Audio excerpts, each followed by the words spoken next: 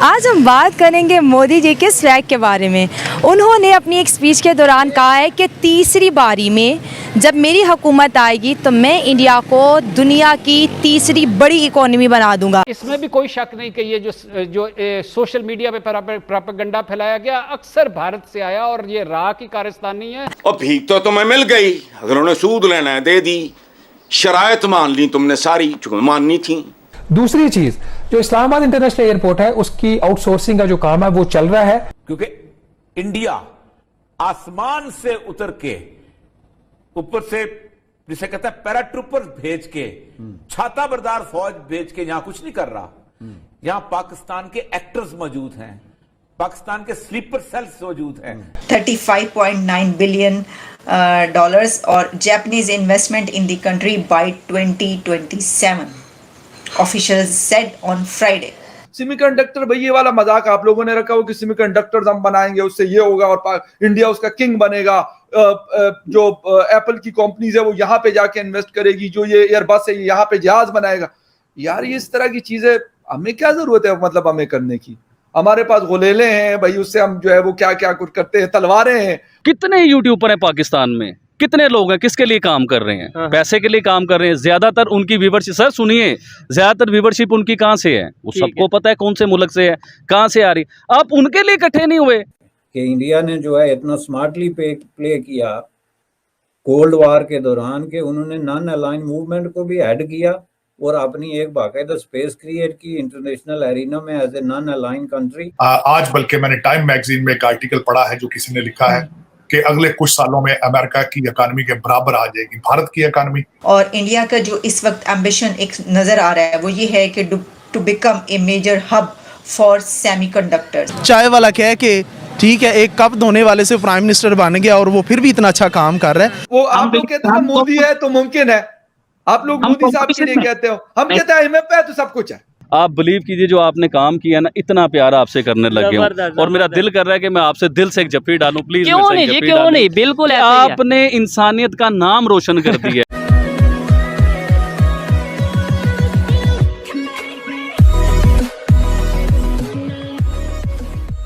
तो अब पिछले दिनों से अगर आप देखो तो एक चर्चा आम होती जा रही है कि भाई मोदी जी ने ये कहा कि भाई हमारी जो तीसरी टर्म होगी उसमें भारत जो है वो दुनिया की तीसरे नंबर 1, नंबर 2 और नंबर 3, तो तीसरे नंबर की अर्थव्यवस्था बन जाएगी। मतलब GDP वाइज अगर हम बात करें तो कई सारे लोग यहाँ पर सवाल उठा सकते हैं कि भाई ये इसमें कौन सी बड़ी बात हुई, धीरे धीरे करके हम आगे जा रहे हैं, हम आने वाले दिनों में जापान और जर्मनी को पीछे वैसे ही छोड़ देंगे। दोस्तों यहाँ पर देखने वाली बात यह है कि 2014 का जो अंतरिम बजट आया था, जो पी चिदम्बरम साहब ने प्रस्तुत किया था, उन्होंने कहा था कि भाई आने वाले 30 सालों के अंदर, आने वाले 30 सालों में आने वाले 30 सालों में हम जो है वो दुनिया की 5वीं बड़ी इकोनॉमी या फिर तीसरी बड़ी, नो डाउट तीसरी बड़ी इकोनॉमी बन जाएगी। मतलब 30 सालों के बाद, मतलब 2044 तक। अब यहाँ पर मोदी जी क्या कह रहे हैं कि 2024 में अगर वो तीसरी टर्म उनको मिलती है तो 2024 से लेकर 2029 तक, इन 5 सालों के अंदर अंदर, लग तो ऐसा रहा कि 2027 तक मैक्सिमम हो जाएगा, मतलब 26 तक मैक्सिमम हो जाएगा। तो होता है, कई सारे डिफरेंस होते हैं जो सरकार और दूसरी सरकारों में फ़र्क करते हैं। इसी के साथ ही वीडियो शुरू करते हैं। और हाँ दोस्तों, हो सके तो सुपर थैंक्स के जरिए हमें सहायता भी जरूर करें। सेमीकंडक्टर की जो किंग जिस कंपनी को बोला जाता है फॉक्सकॉन, उसके चीफ ने प्राइम मिनिस्टर ने गांधीनगर, गुजरात की कैपिटल गांधीनगर में मीटिंग की और मीटिंग के टाइम पे ही बात जो हुई कि वहां पर गुजरात में लगेगा एक सेमीकंडक्टर प्लांट। हम 10 अरब डॉलर 11 अरब डॉलर उधार कर रख के यकीन करें उसके ऊपर एक दूसरे को मुबारकबादियां दे रहे हैं। यार हमारे पास 11 अरब डॉलर पड़े हुए जो हमारे है भी नहीं। UAE, Saudi Arabia, China, IMF, इन चारों के मिला के ये हमने 11 अरब डॉलर वो कर दिया और उस पर हम बड़े खुश हो रहे हैं कि यार हमारी इकोनॉमी बड़ी स्टेबल हो गई। तो जब हमारे टारगेट से तो फिर सेमीकंडक्टर्स और जी टॉप 3 इकोनॉमीज, रोहित जी ये वैसे ही मजाक ही होगा, मतलब कि मैं कहूँ कि जी टॉप 3 इकोनॉमीज का हमसे क्या लेना देना, वो आप जाने, आपका काम जाने भाई, मोदी साहब जाने और उनकी पार्टी जाने, BJP जाने कि नहीं जी हमने तो नंबर 1 भी बनाना है, बनाए ना, हम तो नंबर 1 किसी और चीज में। तो वो तो हमारे जो है गोल्स ही हो रहे ना, हमारे तो ये गोल्स ही नहीं है ना। आपकी जब कोई चीज होती है, रोहित साहब कहते हैं कि जी मैंने एज ए जर्नलिस्ट मैंने ये चीज अचीव करनी, ये वाली स्टोरी मैंने करनी, तो जब उनके उसमें शामिल होगा तो वो करेंगे ना, जब वो शामिल ही नहीं होगा तो कैसे करेंगे? हमारे गोल्स में ये है नहीं कि number 3, number 5, number 10, number 15, number 20। और यार कोई हम सोचते ही नहीं है। हम कहते हैं बस ठीक है, IMF है ना, अभी तक बंद तो नहीं हुआ ना IMF है। वो आप लोग कहते हैं मोदी है तो मुमकिन है, आप लोग मोदी साहब के लिए कहते हो, हम कहते हैं IMF है तो सब कुछ है। ठीक है, नंबर की रेस में हम नहीं है, नंबर की रेस में हम विश्वास नहीं करते। नहीं, आप लोग तो नहीं करते, मैंने कहा हम तो सोचते भी नहीं है, मतलब हमारा तो सीन ही कोई नहीं है ना। हम तो कहते हैं भाई पाकिस्तान के लिए बोल रहा था, पाकिस्तान के बिल्कुल नंबर से कोई लेना नहीं, एंजॉय योर डे। ये यार ये वाली हमें ना, हमारे शायद हमें लगता है ना कि फजूल तरीन काम है। मोदी साहब ने यूं चेस्ट के ऊपर आकर कहते हैं ये मोदी का वादा है। हमारा कौन सा पॉलिटिशियन जो है ये वादा मेरे से करेगा कि मैं आपको यार टॉप 3 छोड़ दो, टॉप 5 छोड़ दो, टॉप 10 छोड़ दो। मैं कहता हूँ टॉप 15-20 के अंदर मुझे ले आए, जो G20 है उसमें मुझे ले आए, तो मैं कहूंगा चलो यार हमने बहुत बड़ा छलांग मार लिया। टॉप 3 तो सर मैं कहता हूँ कि आइंदा मुझे लगता है कि 2075 में भी मुमकिन नहीं है कि यार ऐसा कुछ हो जाए। वो कहते हैं कि पता नहीं 2075 में कि पता नहीं कितने 25वीं इकोनॉमी बन जाएंगे, कि पता नहीं 20वीं इकोनॉमी बन जाएंगे। 2075 में पता नहीं 150 साल पाकिस्तान को बने हुए हो चुके होंगे, या सवा साल 125 साल हो चुके होंगे। अगर तो उस वक्त हम ये सोच रहे हैं सर, तो हमारे टारगेट्स अगर होंगे तो फिर हम अचीव करेंगे। सेमीकंडक्टर भाई, ये वाला मजाक आप लोगों ने रखा हो कि सेमीकंडक्टर्स हम बनाएंगे, उससे ये होगा और इंडिया उसका किंग बनेगा। जो एप्पल की कंपनीज है वो यहाँ पे जाके इन्वेस्ट करेगी, जो ये एयरबस है यहाँ पे जहाज बनाएगा। यार ये इस तरह की चीजें हमें क्या जरूरत है मतलब हमें करने की? हमारे पास गोलेले हैं भाई, उससे हम जो है वो क्या क्या कुछ करते हैं, तलवारें हैं, वो जिसे कहते हैं मदनी तैयारे हैं हमारे पास। वो मोटरसाइकिल को हमने मदनी तैयारा बनाया हुआ है। तैयारा बेसिकली जहाज, तो उस पे वो एक साहब बैठे हैं और दौड़ जा रहे हैं। अब लोग भाई चंद्रयान चांद पे जाते हैं, हम यहाँ जमीन पे ये सारा कुछ करके बैठे हुए हैं। तो इसलिए मतलब इस तरह की बातें करना, मुझे तो लगता है कि यार आप लोग पता नहीं किसी और जहान में रहते हैं, हम लोग किसी और जहान में रहते हैं। मतलब कोई दूर पार तक हमारा कोई ताल्लुक नहीं इन चीजों से। वेरी सिंपल, कोई ताल्लुक नहीं है सर किसी किस्म का। मैं जिसे कहता हूँ ना, जिस तरह 9 मई आजकल एक फैशन चला हुआ है ना कि जी 9 मई से मैं जिसे कहते हैं ना कि मैं कंडेमिनेशन करता हूं और उससे मैं अलग होने का ऐलान करता हूं, तो हम भी इस तरह का ऐलान कर चुके हैं पहले कि जो आप लोग सोचते हैं या जो आप लोग कर रहे हैं सर, हमारा इससे कोई ताल्लुक नहीं है, बिल्कुल भी नहीं है। मैं आपको बिल्कुल आपके शो में बता रहा हूं, आपकी बड़ी व्यूअरशिप है, तो मैं पाकिस्तान की तरफ से मैं आपको ये यकीन दिलाता हूं कि हमारे इससे कोई दूर तक सर कोई ताल्लुक नहीं है। आप जो मर्जी बनाए, आप चांद पे जाएं, मार्स पे जाएं, जहाज बनाए, कुछ और बनाए, हमें इससे क्या लेना देना। आप बिलीव कीजिए जो आपने काम किया ना, इतना प्यार आपसे करने लग गया हूं, और मेरा दिल कर रहा है कि मैं आपसे दिल से एक जफ्फी डालूं। प्लीज क्यों नहीं, बिल्कुल आपने इंसानियत का नाम रोशन कर दिया है। आपने बताया कि इंसानियत होती क्या है। देखिए मैं इस चीज को नहीं कह रहा कि वो हिंदू कम्युनिटी थी, उधर मुसलमान भी होते तो आप जब भी यही काम करते, उधर क्रिश्चियंस होते आप जब भी यही काम करते, लेकिन आपने किया क्या? पाकिस्तान का नाम रोशन किया है। पाकिस्तान की उन जगहों पर यह आवाज आपने पहुंचाई है कि जहां पे हिस्ट्री में कोई नहीं पहुंचा सका। आप इतनी बड़ी बात कर रहा हूं, इस चीज को समझिए, मैं अपनी ऑडियंस से बात कर रहा हूं कि जिस जगह पे पाकिस्तान की मेन स्ट्रीम मीडिया नहीं पहुंच सकी, नहीं जाना चाहते, पहुंच तो सकती है, नहीं जाना चाहते, नहीं वो पहुंचे, किसका दबाव है, किसका डर है, ये अल्लाह को पता है। लेकिन आप उधर पहुंचे, आपको बड़े थ्रेट भी आ रहे थे, आपको कॉल्स भी आ रही थी, आपको फोन नहीं सर सुनिए, आप क्यों काटते हैं बात को?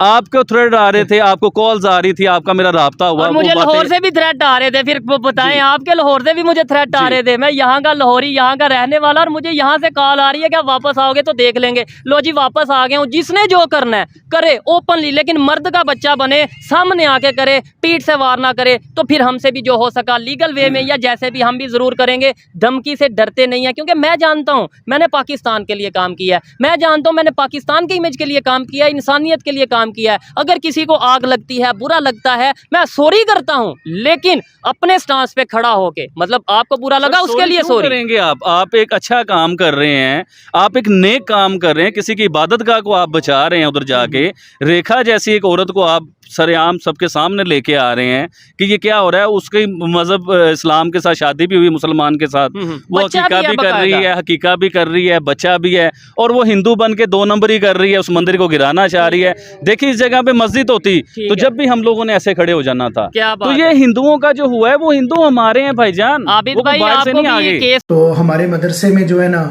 वो कमांडर आया करते थे, वो ऐसी तकरीरें करते थे कि मसलन जो कश्मीर की माएँ बहनें हैं उनको बड़ी शदीद ज़रूरत है आपकी। जो 76 साल जो हमारे साथ जो कुछ हुआ है POJK में जो कुछ हो रहा है ये सब कुछ नहीं था। 76 साल के बाद आज लोग रियलाइज कर रहे हैं कि डोगरा दौर बहुत अच्छा था। तो हमारा खून खोलता था कि किस वक्त हम वहाँ जाएं, अपने माँ बहनों की जो है ना उनको आज़ाद करवाएं। जो सलूक हमारे साथ वहाँ पे पाकिस्तान आर्मी के लोग हमारी बेटियों के साथ, हमारी बहनों के साथ करते हैं, वो बयान नहीं किया जा सकता। भारत जो है वो यूरोपीय और अमेरिकी इमदाद पे नहीं चल रहा, हम चल रहे हैं। हमारे साइड का आज़ाद कश्मीर का कश्मीरी, आज़ाद कश्मीर के कश्मीरी ने ब्लंटली कहना शुरू कर दिया कि हम अकेले ठीक हैं, वी नीड नो पाकिस्तान। लश्कर तैयबा, जैश मोहम्मद, आप किसी के मुल्क में आके इस किस्म की हरकतें करें और फिर भी वो आपको डिसेंटली ट्रीट करे, मैं समझता हूँ हिंदुस्तान का बहुत बड़ा दिल है। जब इंडियंस आए थे पाकिस्तान में हमला करने के लिए तो हमें बताया गया था कि उनके ऑपरेशन रूम के अंदर इसराइली बैठे हुए थे जो उनको बता रहे थे कैसे अटैक करना है पाकिस्तान पे, क्योंकि इसराइल की बड़ी ख्वाहिश है कि वो एक बड़ा अटैक पाकिस्तान पे करके पाकिस्तान को एटमी असासों से महरूम कर दे। देखिए ना, बात ये होती है, पाकिस्तान में भी यही होता है कि तुम कश्मीर में जाओ जिहाद करो। वो जिहाद कौन करता है? वो तो करीब का बच्चा करता है। किसी पाकिस्तानी जर्नल का बच्चा तो आज तक कश्मीर में नहीं आया हाथ में AK-47 लेके सरहद पार करके। और आपके जो दोस्त आपके साथ जो हुआ करते थे वहां पर मदरसे में, जिन्होंने जिहाद की ट्रेनिंग मुकम्मल की और वो चले गए हिंदुस्तान साइड, सब शहीद हो गए। कि पार्टीशन 47 में होना जो है ये सारे इस इलाके की तरक्की में एक बहुत बड़ा एक सेटबैक था। मुसलमानों के पास दौलत है, असला है, फौज है, इस्लामी ममालिक की तादाद बहुत है, लेकिन कुव्वत और जोश ईमानी नहीं। मोदी जी को अमेरिका ने वीजा डिनाई किया, आज वो कह रहा है दूसरी बार आओ, और ये कितने लोगों की किस्मत में होगा, कितने लोगों की किस्मत में इतना बड़ा वो होगा कि जो देश तुम्हारा वीजा डिनाई कर दिया दो बार, that means you will become the first ever Indian prime minister to have addressed US Congress twice in his life time.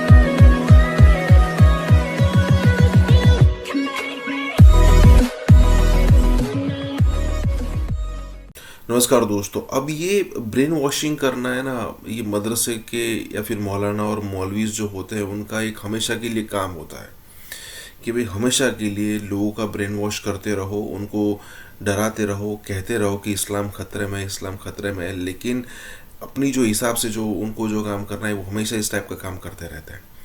अब देखिए यहाँ पर बात हो रही है यूके के अंदर कि भाई यूके के अंदर जो पाकिस्तान से मौलाना और मौलवी जो जाते थे वो कश्मीर के नाम पर चंदा ले आते थे, कश्मीर पे ना, मतलब कि भाई इंडिया के पास जो कश्मीर जो है वहाँ कैसी कैसी दिक्कतें हो रही है, हमें लड़ना चाहिए, हमें ये करना चाहिए। अब देखिए फिर उसके वहाँ के जो लोग होते हैं वो भावुक होकर या फिर कह के इमोशनल होकर यहाँ पर कुछ ना कुछ हेल्प कर देते थे पैसे की। लेकिन अब ये सारे लोगों को समझ में आ रहा है कि भाई ये जो अब तक है ना हमको चू बनाया गया है, मतलब इसमें रियलिटी कुछ भी नहीं है, क्योंकि सोशल मीडिया के ज़रिए अब इंडिया के पास जो कश्मीर है उसके वीडियोस पूरी दुनिया में सर्कुलेट हो रहे हैं। तो अब ये सारी चीज़ें छुपाना बहुत ही मुश्किल होता जा रहा है।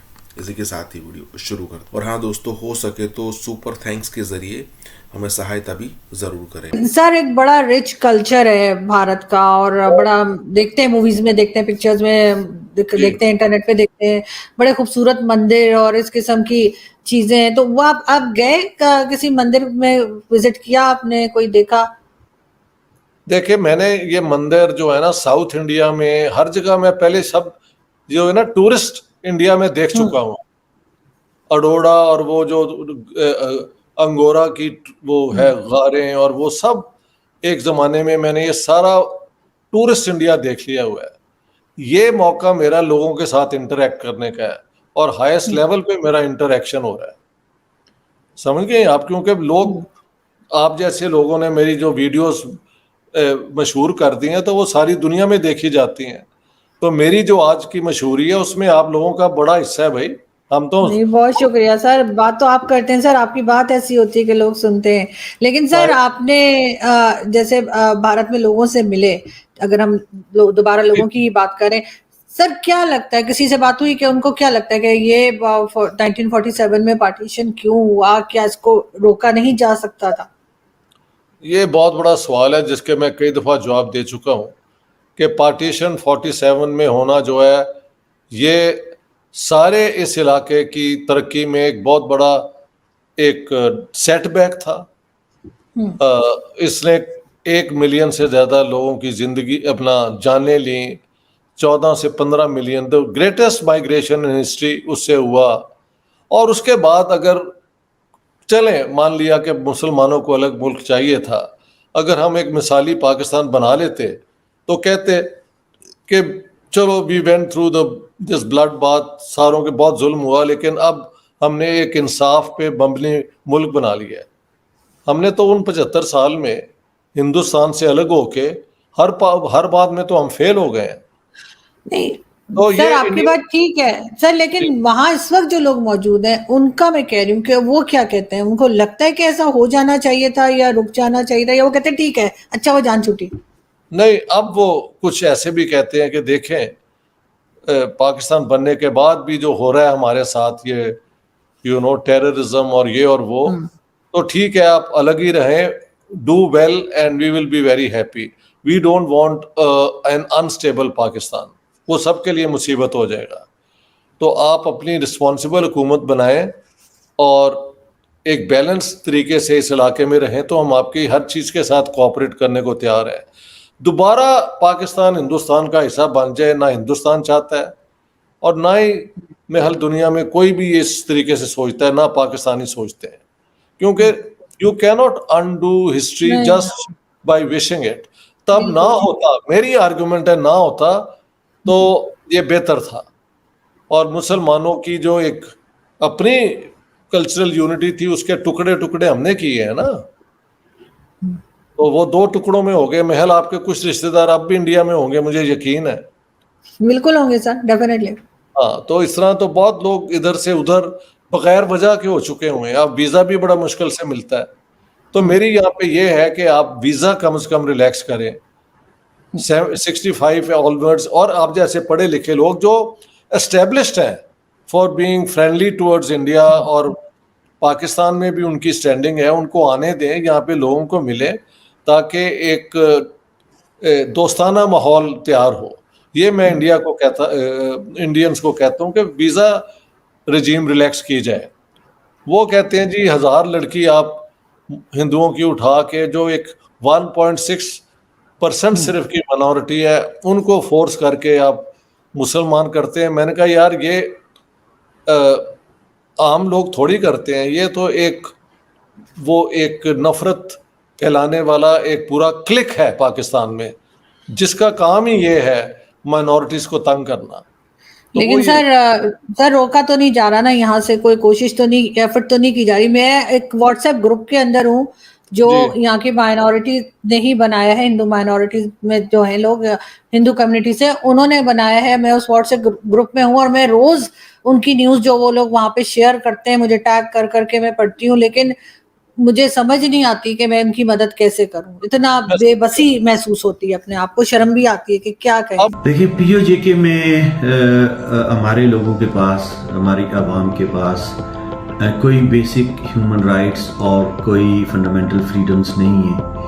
हम लोग इंतहाई कसम पुरसी की ज़िंदगी गुजार रहे हैं। हमारे पास कोई अस्पताल नहीं है, वहाँ पे कोई सड़कें नहीं हैं, वहाँ पे कोई एजुकेशनल इंस्टीट्यूशंस नहीं है, वहाँ पे कोई एम्प्लॉयमेंट अपॉर्चुनिटीज़ नहीं है, कोई एग्रीकल्चरल सेक्टर नहीं है, कोई इंडस्ट्री नहीं है, कुछ भी नहीं है हमारे पास। मंगला डैम की क्या कहानी है? ये मंगला डैम नहीं है। पहली बात तो ये है कि ये मीरपुर डैम है। मीरपुर डैम जब बना था 1965 में प्रोजेक्ट शुरू हुआ था, और जब ये उस वक्त एग्रीमेंट हुआ था हमारी गवर्नमेंट के साथ, लेकिन हमारी पपट्स गवर्नमेंट्स हैं सारी, तो हमारी गवर्नमेंट के साथ पाकिस्तानी गवर्नमेंट ने जो उसके साथ एग्रीमेंट ये हुआ था कि मीरपुर डैम आप बनने दें, हम पीओजेके के सारे लोगों को बिजली मुफ्त देंगे। This was written agreement between PoJK government and Pakistani government. और आज अब सूरत हाल ये है कि पीओजेके में हमें सबसे ज्यादा महंगी बिजली मिल रही है। सबसे ज्यादा महंगी बिजली पूरे पाकिस्तान में अगर कहीं है तो वो पीओजेके के अंदर है। और सबसे ज़्यादा लोड शेडिंग अगर पूरे पाकिस्तान में कहीं होती है तो वो हमारे यहाँ होती है। और इसकी दो दफ़ा हमारे शहर को, हमारी कब्रों को, हमारे आबाओ अजदाद की कब्रों को, हमारे बचपन की निशानियों को, हमारे गांव, हमारे मोहल्ले, हमारी वो ज़मीनें वो डुबोई गई हैं 2 दफ़ा। एक दफ़ा नहीं, एक दफ़ा डैम बनाया गया तो मीरपुर शहर सारा डुबोया और उसके जितने भी मुलक्का इलाके देहात थे, और दूसरी दफ़ा अपरेजिंग करके इसको डुबोया।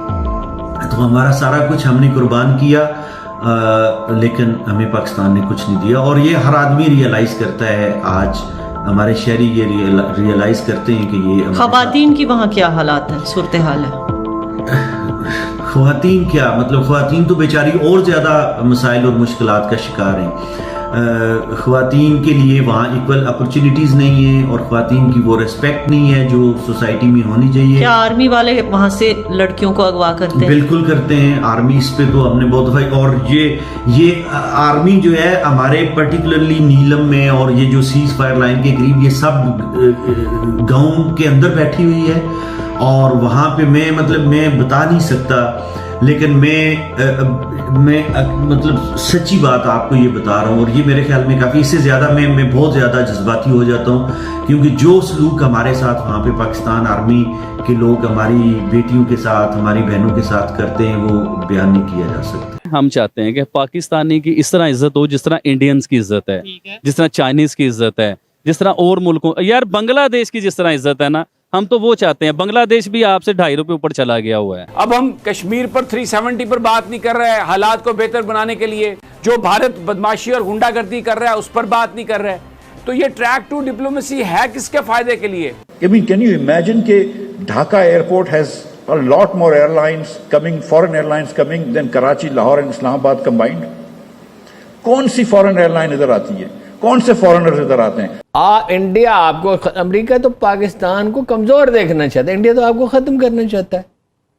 अगर पाकिस्तान को कोई खत्म करना चाहता है, खत्म तो नहीं चाहते हैं, बस ऐसे हमारे ताबे हो जाए, नहीं खत्म, भूटान की तरह, नहीं वो ग्रेटर, बांग्लादेश की तरह। भारत तो इस तरह से दबाव डाल रहा है कि पाकिस्तान की मईशत ही बैठ जाए। बीजेपी किसी हद तक भी जा सकती है पाकिस्तान के खिलाफ, पूरे खित्ते को किसी भी खतरे से दो चार कर सकती है। कहाँ एक भिख मंगा, एक कायदे आज़म का बनाया हुआ मुल्क है। ये जो एक जुमला था हजरत का पीछे, पाकिस्तान को आगे ले जाना है, क्या खूब आगे लेके गए। कश्मीर का, मकबूजा जम्मू और कश्मीर का तो मामला तय हो चुका है। 70 बरस से भारत का वहाँ कंट्रोल है। पाकिस्तान ने बहुत जोर लगाया, भारत को कभी वहाँ से पाकिस्तान डिस्प्लेस नहीं कर सका। अब तो सिर्फ पाकिस्तान को इस हकीकत को तस्लीम करना है। या अल्लाह हमारे अंदर भाईचारा पैदा कर, या अल्लाह हमें एक और नेक बना। अगर आपकी जमात से कोई वजीर आजम बन जाता है, कल आप वजीर आजम बन जाते हैं, तो जो मसला कश्मीर है, ये जो मसला कश्मीर है, ये हल करवा लेंगे साथ साथ?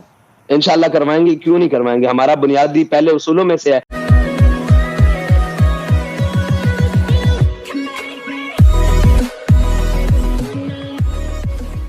नमस्कार दोस्तों, अब कई सारे पाकिस्तानी ये बात आम चाहते हैं, मतलब एक नॉर्मल एक्सपेक्टेशन होती है किसी भी नागरिक की अपने कंट्री से कि दूसरे कंट्री का जो बंदा हो, चाहे वो आम नागरिक हो या फिर कहीं कोई रेप्यूटेड जगह पर हो, वो अपने कंट्री की इज्जत करे।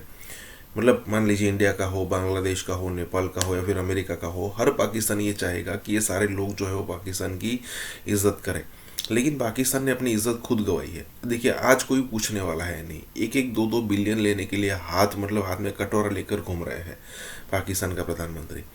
अब दिक्कत ये है कि अब तक आपको बहुत सारे चांसेस मिले, 2 बार अमेरिका अपना काम निकालने के लिए आपके पास आया था।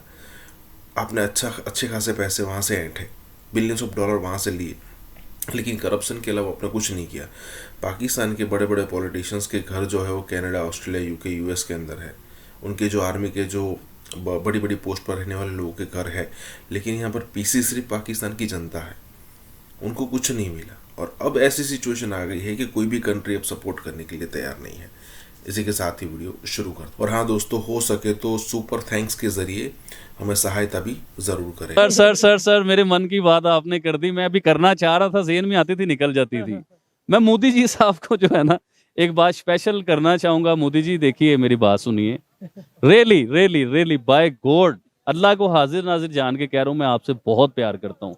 और रियली ये नहीं कि कोई लालच है, पता नहीं मैंने कुछ लेना है या कुछ यकीन माने 1%, आधा परसेंट, उससे भी आधा परसेंट चले जाएं, जरा सी भी कोई लालच नहीं है, दिल की ख्वाहिश है कि मैं आपको एक सेकंड मैं इसके ये प्यार का अंदाजा आप इधर से लगा सकते हैं कि मार्केट में खड़े होके, ये आप लोग देख सकते हैं इधर कितनी बड़ी तादाद में, और मार्केट में खड़े होके ये कह रहे हैं कि मैं आपसे मोदी जी प्यार करता हूँ। मतलब मैं अपनी बात करूं कि अगर लेट्स सपोज मैं ऐसा करता होता तो मुझे कहते हुए डर लगता, और ये भाई कह हाँ जी, और सिर्फ दिल की ख्वाहिश पता है क्या, मोदी साहब मेरे सामने, देखो आइडियल पर्सनैलिटी होती है, किसी का कोई होगा, किसी का मेरी एक आइडियल पर्सनैलिटी है, मैं क्या करूं जी, उनके काम यार, काम जो बंदा गरीबों के साथ, हमारा दीन क्या कहता है, हमारा मजहब क्या कहता है, वो भाई गरीबों के साथ खड़ा हुआ है, किसी को भूखा सोने नहीं दे रहा वो।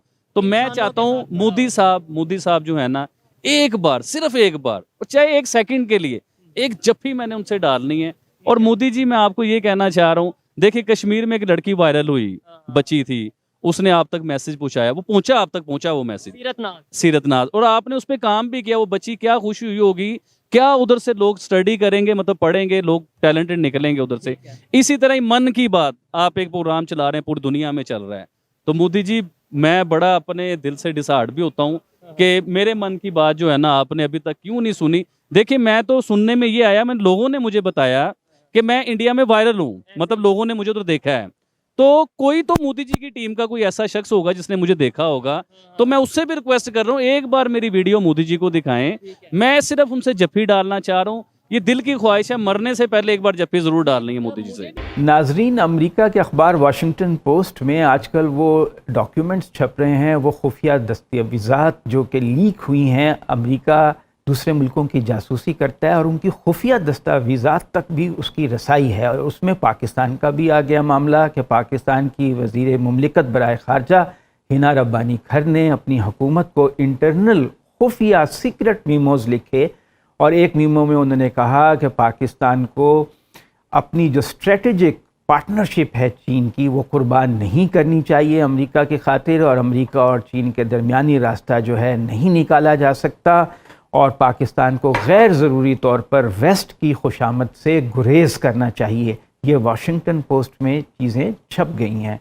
अब ये तो हम सबको मालूम ही है कि इस वक्त पाकिस्तान की खारजा पॉलिसी जो हमें नज़र आ रहा है कि इबहाम का शिकार है, ना हमें लग रहा है हारून साहब के हम अमेरिका के करीब हैं, ना लग रहा है चीन का सफ़ीर 3-4 महीने से नहीं है, कुछ वो गर्म जोशी नज़र नहीं आ रही चीन के साथ जो पहले हुआ करती थी। आगा शोरिश कश्मीरी का फिक्रा है, लोगों ने मुझसे मंसूब कर दिया, मगर मैं हमेशा इसकी तरदीद करके कहता हूँ कि नहीं, मेरे नहीं है। आगा साहब का बुज़दिल का सफ़ीना किनारे पर डूबता है। बात यह है चीन का सफ़ीर नहीं है, अमेरिका आपसे नाराज़ है। अब अगर अल्लाह ने आपको ज़रा सी अक्ल सलीम और थोड़ी सी हिम्मत भी अता की हो तो आप समझ सकते हैं अमेरिकी एजेंडा क्या है, अमेरिकी हमसे मुतालबात क्या है प्रैक्टिकली। जुबानी वो किस बात चीज़ें कहते हैं, बात नहीं कहते। हाँ, आप कश्मीर को भूल जाएं, अपने मुस्लिम तशख़्ख़ुस को कुर्बान कर दें, चीन से ताल्लुकात महदूद करें, आप जनाब फाइनली अपना एडमी प्रोग्राम भी सेक्रीफाइस करें, आप यहाँ उनको अड्डे दें अफ़गानिस्तान में उनकी मर्ज़ी की हुकूमत कायम करने के लिए, चीन और अफ़गानिस्तान और ईरान की जासूसी करने के लिए, ईरान से ताल्लुकात भी बराए नाम रखें। वैसे पहले ही कौन सी ऐसी गर्म जोशी है, ईरानी भी काफ़ी अक्लमंद निकले, हमें तजुर्बा ईरान गया है तो पता चला ईरानी भी काफ़ी पाकिस्तानी जितने अक्लमंद हैं, वो भी मुगालतों की एक दलदल में ज़िंदगी बसर कर रहे हैं अज़मत रफ्ता की यादों में, और हमारा तो हाल जो है वो बिल्कुल ही पतला है। बात यह है आप अमेरिका के साथ जा कैसे सकते हैं, इंडिया आपको, अमेरिका तो पाकिस्तान को कमज़ोर देखना चाहता है, इंडिया तो आपको ख़त्म करना चाहता है। अगर पाकिस्तान को कोई ख़त्म करना चाहता है तो नहीं चाहते हैं, बस ऐसे हमारे ताबे हो जाए, नहीं खत्म, भूटान की तरह, नहीं वो ग्रेटर बांग्लादेश की तरह। ओ यार, इस पे वजीरिस्तान के बॉर्डर पे खड़े होके उसने कहा कि ये यहाँ से अफगानिस्तान इंडिया की सरहद ये है, इंडिया की हुदूद यहाँ ख़त्म होती है। गांधी ने कहा नहीं, बामियान तक। वो जो ग्रेटर इंडिया है वो तो गांधी, बाकियों को तो छोड़ दें ना। और वो इंदिरा के नाम खुदूद तो पड़े हैं उसके, न रुके। अच्छा, वो इससे कम पे वो राजी नहीं होंगे। चीन आपके दाखिली मामलात में कोई मुदाखलत नहीं करता, आपका सारा दिफा का नसार उस पे है, यानी मदद का। वैसे तो हम खुद भी बहुत कुछ बना रहे हैं, लेकिन वो भी चीन की मदद से बना रहे हैं, उनकी मदद से बने। हमने भी वैसे चीनियों की बात चीज़ों मदद की है।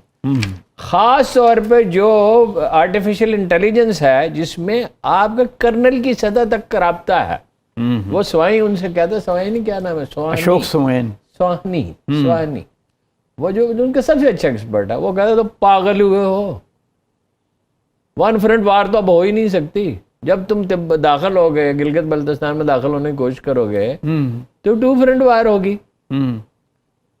मेरे दोस्त फारूक गिलानी अब इस दुनिया से चले गए, इसलिए मैं नाम ले सकता हूँ। अब तो उन्हें कोई खतरा जाहिर, अब जो आदमी कब्र में सोया पड़ा है तो वो अल्लाह के अमान में है, वैसे वो बड़े नेक आदमी थे। तो वो उनसे कहा, वो गए चीन के दौरे पर गए, फाइनेंस मिनिस्ट्री में थे, उन्होंने कहा पाकिस्तान हमारे लिए इतना इम्पोर्टेंट है, चीनी लीडर ने कहा, जितना इजराइल अमेरिका के लिए है। हकीकत में उससे ज़्यादा इम्पोर्टेंट है। आप मुझे बताइए 2000 किलोमीटर का फासला बचता है ऑयल की सप्लाई में उनका, और वो खतरे में है। वो तजारती रास्ता अपनाए, साउथ चाइना सी, वो खतरे में, साउथ चाइना सी, और वो अपनाए जहाँ से गुजरते हैं मलाका। यहाँ तो खतरे में नहीं है, ठीक है। पाकिस्तान की हिफाजत का तो अल्लाह ने यह बंदोबस्त किया कि हम आर्मी डिप्लॉय हमें करने की ज़रूरत नहीं, वो उन्होंने कर दी अपना वादी गुलवान, और ऐसी डिप्लॉय की वहाँ वो मकान बना दिए हैं, उन्होंने गर्म खाना मिलता है। हम औरंगजेब नहीं पढ़ाएंगे, हम श्री राम पढ़ाएंगे, और अपने नबियों को, मोहम्मद साहब को पढ़ाएंगे, सहाबाओं को पढ़ाएंगे, और श्री राम को भी पढ़ाएंगे। उत्तराखंड के 117 जो मदारिस हैं, जो मदरसे हैं, वहां पे रामायण बकायदा तौर पे कोर्स का हिस्सा बन चुकी है। हम अरब नहीं हैं, हम अफगान नहीं हैं, हम मुगल नहीं हैं, हम हिंदी हैं, और हमारा डीएनए श्री राम से मिलता है कि हम जो अपने मॉडर्न मदरसे बन रहे हैं, जो मार्च से हम प्रारंभ करने जा रहे हैं, उनके अंदर हम श्री राम को भी पढ़ाएंगे। हिंदुस्तान में रहने वाले जो मुसलमान हैं, वो हिंदुस्तान से इतनी मोहब्बत क्यों करते हैं? ये जो मूर्खों का इस्लाम है, उनके लिए मोदी का जो यार है वो गद्दार है, और जो अरबों का इस्लाम है उसके लिए मोदी हमारा यार है, मोदी हमारा दोस्त है। 350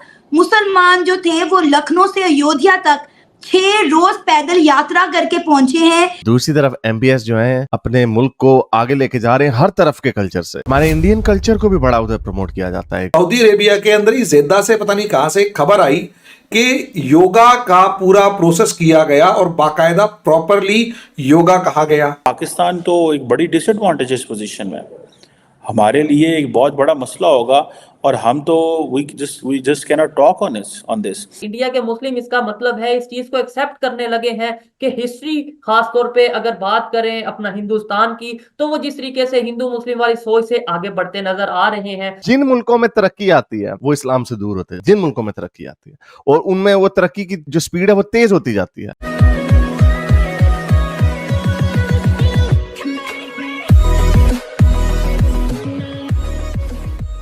नमस्कार दोस्तों, अब मुझे कई बार ये बात समझ में नहीं आती कि इतना ब्रेन वॉशिंग कैसे हो सकता है। मतलब जब उनको खुद को पता है, हालांकि वो ये सत्य एक्सेप्ट करना नहीं चाहते, वो बात अलग है, लेकिन ये बात समझ में पड़े है कि उनको तो पता है कि भाई वो पहले हिंदू ही थे, तलवार के जोर पर या फिर किसी लालच में आकर उन्होंने अपना धर्म परिवर्तन किया।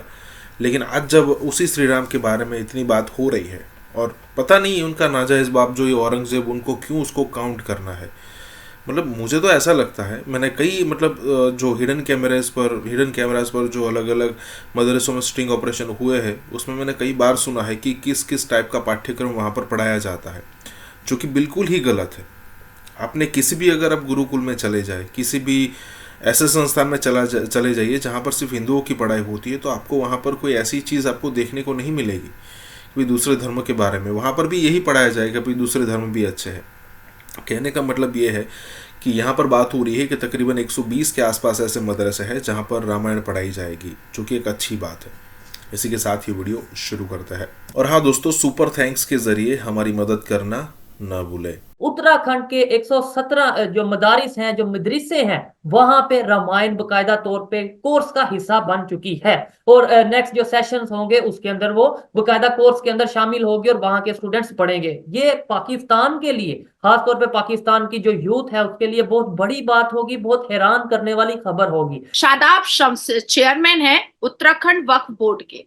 और इन्होंने ही इस बात की सबसे पहल की है और इन्होंने ही कहा कि सारे 22 जनवरी को हमारे भव्य राम मंदिर में जो प्राण प्रतिष्ठा हुई, उसके बाद फिर 25 जनवरी को इन्होंने एक नोटिस इशू किया जिसमें ये बताया गया कि उत्तराखंड के सभी मदरसे, और अभी अप्रूवल जो है वो 117 मदरसों ने दिया है, बल्कि मैं कहूंगी कि उत्तराखंड नहीं बल्कि और भी कई राज्य हैं जहां के मदरसे ने इस बात का अश्योरेंस दिखाया है कि वहां पर रामायण पढ़ाई जाएगी। भगवान राम की तपस्या से लेकर के, भगवान राम के स्ट्रगल से लेकर के, उनके वनवास से लेकर के, उनकी मेहनत से लेकर के, उनकी हर एक जो माता पिता के प्रति वो बहुत ज्यादा ओबीडियंट थे, वो सारी चीजें पढ़ाई जाएंगी। जितने भी वक्फ बोर्ड के अंडर में जो मदरसे आते हैं उन सब ने अप्रूवल दे दिया है, उन सब ने कहा है कि हम लोग भगवान राम के बातों को रामायण के द्वारा मदरसे में पढ़वाने के लिए बिल्कुल अग्री हैं। और ये एक बहुत प्राउड मोमेंट है भारत के लिए, बहुत प्राउड मोमेंट है। मैंने तुम्हारे साथ ही सेशन में कहा था कि जब मुसलमान जो हैं वो बाकी लोगों को पढ़ सकते हैं, क्रिश्चियंस को पढ़ सकते हैं, तो फिर हम भगवत गीता, रामायण, महाभारत क्यों नहीं पढ़ सकते हैं? हम उसको भी पढ़ सकते हैं, उसको भी जान सकते हैं, और हमारा पूरा हक है जानने का। और दूसरे नंबर पर मैं चैलेंज करता हूँ जितने भी मुसलमान हमारे भाई, हमारी बहनें हमें पाकिस्तान से, भारत से या दुनिया में कहीं से भी देख रहे हैं, मुझे ये जरूर बताइएगा क्या कहीं इस्लाम में या कुरान पाक में या कहीं पे मुसलमानों को मना किया गया है कि आप कोई नॉलेज नहीं ले सकते, आप किसी दूसरे मजहब के हवाले से कोई बुक नहीं पढ़ सकते? तो ये जरूर बताइएगा अगर किसी को हमारी बातें थोड़ी अजीब लगें। और साथ ये भी बताइएगा कि भाई जो 117 मदरसे हैं जिन्होंने अप्रूवल दे दिया है, क्या वो दारा इस्लाम से अभी मतलब वो मदरसे नहीं रहे, वो मदरसों से मतलब शिफ्ट हो गए हैं? ये चीजें जरूर बताइएगा, ये मेरा एक सवाल है जो कि मेरा हक है सवाल करना। देखो शोएब, मैं बहुत ट्रांसपेरेंट बात करती हूँ और शायद मेरा जवाब सुनने के बाद अब तुम भी थोड़े से फड़फड़ाने लगोगे। आई एम सॉरी टू से, लेकिन हमारे कुरान में एक्चुअली में हिंदुओं को काफिर बताया गया है और बुत परस्ती के बारे में जो है वो सिन कहा गया है। हालांकि मजार परस्ती को भी सिन कहा गया है, पर फतवा उनके लिए नहीं जारी होता है जो रोज मजार में माथा टेकते हैं, जो रोज मजार में फूल जाकर के चढ़ाते हैं और चादर चढ़ाते हैं और लुकुंदाना खा लेते हैं और गुलाब का फूल सड़ा हुआ खा लेते हैं, उस पे उनको प्रॉब्लम नहीं है। लेकिन हमारा कुरान जो है वो ये कह रहा है कि आप काफिरों को अपना दोस्त भी नहीं बना सकते हैं, हमारा कुरान ये बात कहता है। सऊदी अरेबिया के अंदर ही जेद्दा से पता नहीं कहां से खबर आई कि योगा का पूरा प्रोसेस किया गया और बाकायदा प्रॉपरली योगा कहा गया। तो अब उनके बारे में क्या कहेंगे? यूएई के ही जो शाह हैं वो जय श्री राम पता नहीं कितनी बार बोल चुके हैं। कतर के अंदर बाकायदा रामायण का पाठ शाही फैमिली के अंदर हुआ और वो बाकायदा राम भजन गा रहे हैं। अब उनको आप क्या कहेंगे? मैं अपने कंट्री की तो बात कर रहा हूं, हमारे वाले तो हमारे हैं ना, वो तो हम जान लेंगे, हमें उसमें कोई प्रॉब्लम नहीं है। प्रॉब्लम यह है कि आपके यहां जो उंगली उठा रहे हैं वो क्या Saudi Arabia, UAE, Qatar, Kuwait, Bahrain, इनके ऊपर फतवा जारी करके या उंगली उठा के उन्हें नकली मुसलमान या जो भी आप टर्म यूज कर रहे हैं, क्या उन्हें कह पाएंगे? अच्छा चलिए, मदीना में हमारी जो मिनिस्टर है, माइनॉरिटी मिनिस्टर हैं स्मृति ईरानी, ये गई बाकायदा टिपिकल हिंदू ड्रेस में और सारे के सारे नॉन मुस्लिम मदीना में आराम से होकर आए, उनके बारे में आप क्या कहेंगे? तो उनको जाने ही क्यों दिया? अब मुझे ये बताइए, अगर जाने ही दिया तो किस बिहाफ पर आप ये कहेंगे कि वहां पर अब उनको क्या कहेंगे? क्या हो गए हैं वो, सच्चे मुसलमान रहे या थोड़ा मामला खराब हो गया? शॉर्ट में मैडम एक्चुअली पता है क्या है, दुनिया और धर्म दो अलग चीजें हैं। एक है religion, I am a practising Hindu, मैं हिंदू धर्म में भरोसा करता हूं, विश्वास करता हूं, उसे मानता हूं, मेरे पूरे घर में हिंदू धर्म है, चाहे कोई मूर्ति पूजा करे या ना करे, that's not the important thing. Important thing is हम मूर्ति पूजा मतलब हम हिंदू हैं और बाय कल्चर हिंदू हैं, और किस देवता को मानता हूं वो मेरा रिलीजन है। मुझे कोई फर्क नहीं पड़ता। मैं बार बार आपके भी पाकिस्तान के बहुत सारे चैनल्स पर कह चुका हूं कि हिंदू को अगर आप देखोगे वो हमारे इस तरीके से है। मैं अगर हनुमान जी की पूजा करता हूं तो मेरी जो वाइफ है वो शिव भगवान की पूजा करती हैं।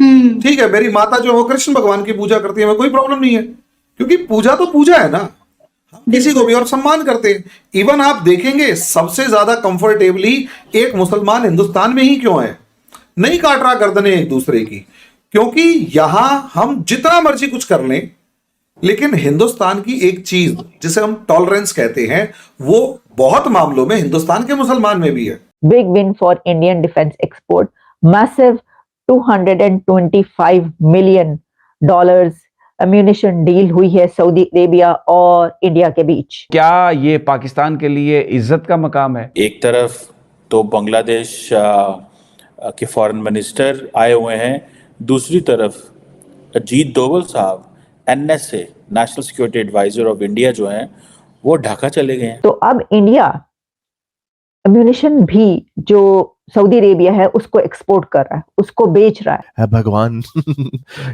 मुसलमानों को ना पूरी से पूरी बीमारी दे, बीमारी, कीड़े पड़े इनको, इनको ना तड़पती हुई मौत दे ए भगवान।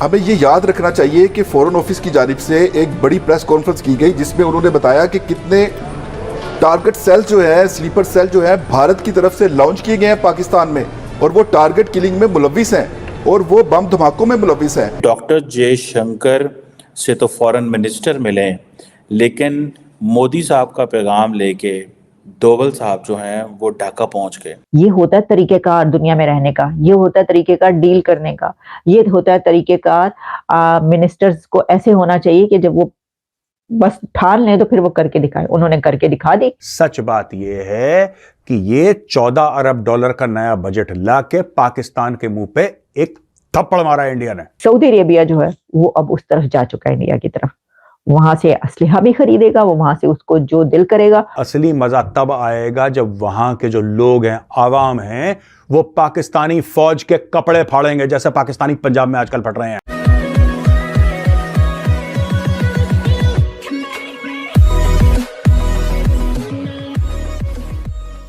नमस्कार दोस्तों, आज से 2 या 2.5 साल पहले एक चीज़ सामने आई थी कि प्रधानमंत्री मोदी की तरफ से या फिर गवर्नमेंट की तरफ से एक लिस्ट जारी हुई थी 100 से 150 चीज़ों के बारे में, डिफेंस वाली मैटर थी, क्योंकि पहले हम डिफेंस की सारी चीज़ें इंपोर्ट किया करते थे। तो अचानक से एक लिस्ट जारी की गई थी और उसमें कहा गया था कि इन सारी चीज़ों में हम आत्मनिर्भर बनेंगे, जो कि हम बन चुके हैं। उसके बाद और भी कई सारी लिस्ट आई जिसमें कहा गया कि ये सारी चीज़ों हमने बनाना शुरू कर दिया है, अब नई चीज़ें अब हम खुद बनाएंगे। तो अभी भी हम डिफेंस में अच्छी खासी चीज़ें इंपोर्ट करते हैं, लेकिन अच्छी खासी मात्रा में जो चीज़ें हम खुद भी बनाना शुरू कर चुके हैं। और यहाँ पर यही बात हो रही है कि तकरीबन 225 मिलियन का जो डिफेंस आइटम है वो हम एक्सपोर्ट करेंगे, वो भी सऊदी को। ज़रा सोचिए हमारी फॉरेन पॉलिसी किस लेवल की है कि वही सऊदी जो 71 और कारगिल जैसी लड़ाई में पाकिस्तान का सपोर्ट किया करता था, पाकिस्तान में अनलिमिटेड फंडिंग किया करता था, आज जो साउथ एशिया के अंदर ये जो वहाबी विचारधारा से कट्टरता फैली है, वो इन यूएई और सऊदी जैसे कंट्रियों के फंडिंग से ही यहाँ ये सारी चीज़ें हुई है।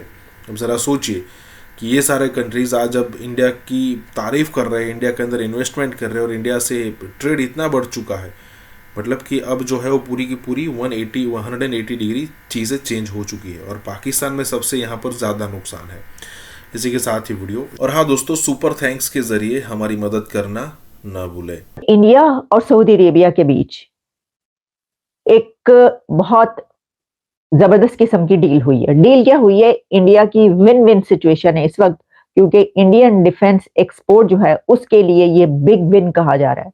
Big win for Indian defence export, massive $225 million ammunition deal हुई है सऊदी अरेबिया और इंडिया के बीच। तो अब इंडिया अम्यूनिशन भी जो सऊदी अरेबिया है उसको एक्सपोर्ट कर रहा है, उसको बेच रहा है, सेल कर रहा है, और सऊदी अरेबिया अब एक खरीदार बन चुका है इंडिया का, जिसमें वो उससे बहुत बड़ी अमाउंट्स देकर वो खरीदेगा। अब जाहिर है उनके अंदर कैपेबिलिटीज है, वो बना रहे हैं, वो जिस मुल्क के अंदर कैपेबिलिटीज होंगी वो किसी को पूरी दुनिया में ही वो बेच सकता है, तो यही वो करें। वो कहा है कि this deal is among the biggest Indian defence export orders, और इसमें recent series of bilateral military exercises between both countries. आपको याद होगा मैंने 1 दिन या 2 दिन पहले प्रोग्राम किया था जिसमें मैंने आपको बताया था कि भाई जो वहां पे एक्सरसाइजेस हो रही हैं और एक ऐसे एरिया में हो रही हैं जो कुछ ही किलोमीटर के फासले पे है पाकिस्तान के बॉर्डर से, वहां पर इंडिया और सऊदी अरेबिया की जो मिलिट्री एक्सरसाइजेज इकट्ठे हो रही है। तो मैंने कहा कि भाई ये जो मिलिट्री टू मिलिट्री ताल्लुकात होते थे, ये तो कभी पाकिस्तान और इंडिया के हुआ करते थे, एक ही हो रहा है कि पाकिस्तान को छोड़ के वो पतली गली से इंडिया की तरफ निकल गए। वो कह रहे हैं बस बहुत हो गया। अब देखें जैसा कि राहील शरीफ तो उनकी फौज को पता नहीं ऐसा कहते थे कि उनकी फौज को ही कमान करें, हेड करें। भाई किसी मुल्क की फौज को तो आप किसी मुल्क और किसी और मुल्क का वो आर्मी चीफ नहीं हेड कर सकता, लेकिन बहरहाल वो एक बहुत बड़ी पोस्ट पर वहां पर, और उनकी फौज को ट्रेनिंग देने के हवाले से तो पाकिस्तान की बहुत ज्यादा सर्विसेज, बहुत भाई बहुत, लेकिन वो बहुत जो है वो अब बहुत कम हो चुकी हैं। इसकी वजह ये उसके बीच में कौन आ चुका है, रकीब रूसिया यानी कि रकीब वो है, कौन है आप समझ सकते हैं, पाकिस्तान का रकीब इंडिया। इंडिया ने कहा भाई पाइन ताड़िया सीधी दे दे, ये है। तो हमारे पास तो इतनी कैपेबिलिटीज है, make in India, made in India, कौन कौन सा वो क्या क्या नहीं बना रहे। अच्छा इसमें जो है फिर इसमें ये किया गया है कि बाकायदा ट्वीट्स हुई हैं, MIL signed a contract worth 225 million USD for supply of artillery ammunition to Kingdom of Saudi Arabia through its partner Nadra Company। और ये जो है वो उसमें फिर और भी सारी उन्होंने बातें बताई, और उसमें भी ये बताया गया है कि ये अभी कुछ अर्सा पहले जो टॉक्स जो हैं इस सिलसिले में हुई थी, और ख़ास तौर पर इस सिलसिले में उन्होंने जो है वो बिगेस्ट इंडियन डिफेंस ऑर्डर जो हैं वो काफ़ी दोनों के बीच बायलैटरल टॉक्स जो होती रही, उसके अंदर ये सोचा गया और उसमें ये कोशिशें की जा रही थी इस तरीके से कि बहुत अच्छे ताल्लुकात हों। तो उसके बाद जो है वो उन टॉक्स का नतीजा ये निकला कि उन्होंने ये एक एक्सपोर्ट जो बड़ी है वो अब सऊदी अरेबिया के पास जा चुकी है। तो इसमें ये भी आ रहा है कि मिनिस्टर भट्ट जो है वो प्लेटफॉर्म को जो है उन्होंने एक्स जो है यानी ट्विटर को उसको उस पे लिखा to share his excitement over the contract signing, mentioning that it strengthens the defence production cooperation between India and Saudi Arabia. The visit of minister Bhatt and the signing of this contract highlight the growing defence between the two countries. और ये जो भट्ट साहब है उनके minister, वो काफी उन्होंने आना जाना उनका रहा और उन्होंने उनका खेड़ा नहीं छोड़ा जब तक कि ये वाली डिफेंस डील नहीं हो गई। ये होता है तरीकेकार दुनिया में रहने का, ये होता है तरीकेकार डील करने का, ये होता है तरीकेकार मिनिस्टर्स को ऐसे होना चाहिए कि जब वो बस ठान लें तो फिर वो करके दिखाएं। उन्होंने करके दिखा दी। दोस्तों, बांग्लादेश के फॉरेन मिनिस्टर जो कि नई हुकूमत बनी है, foreign minister doctor Hasan Mahmud जो हैं, वो अपने पहले फॉरेन विजिट पे दिल्ली आए हैं। ये बताता ये है कि Bangladesh gives how much value to India. 4 दिन का दौरा है उनका। डॉक्टर जयशंकर से तो मिलेंगे ही मिलेंगे, लेकिन सुना है वो कोलकाता भी जा रहे हैं और बहुत सारी जगहों पे जा रहे हैं।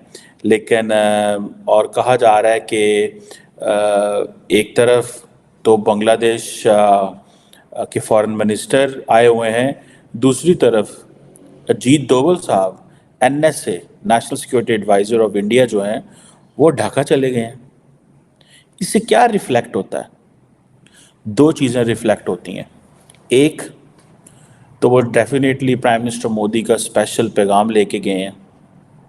दूसरा, इस वक्त आपको पता है कि इंडिया ने एक ट्रैवल एडवाइजरी भी जारी की है कि वो म्यांमार का जो एक इलाका है रखीन स्टेट जो है, वहाँ पे एस्केलेशन बढ़ी हुई है और they don't want people to go in that area.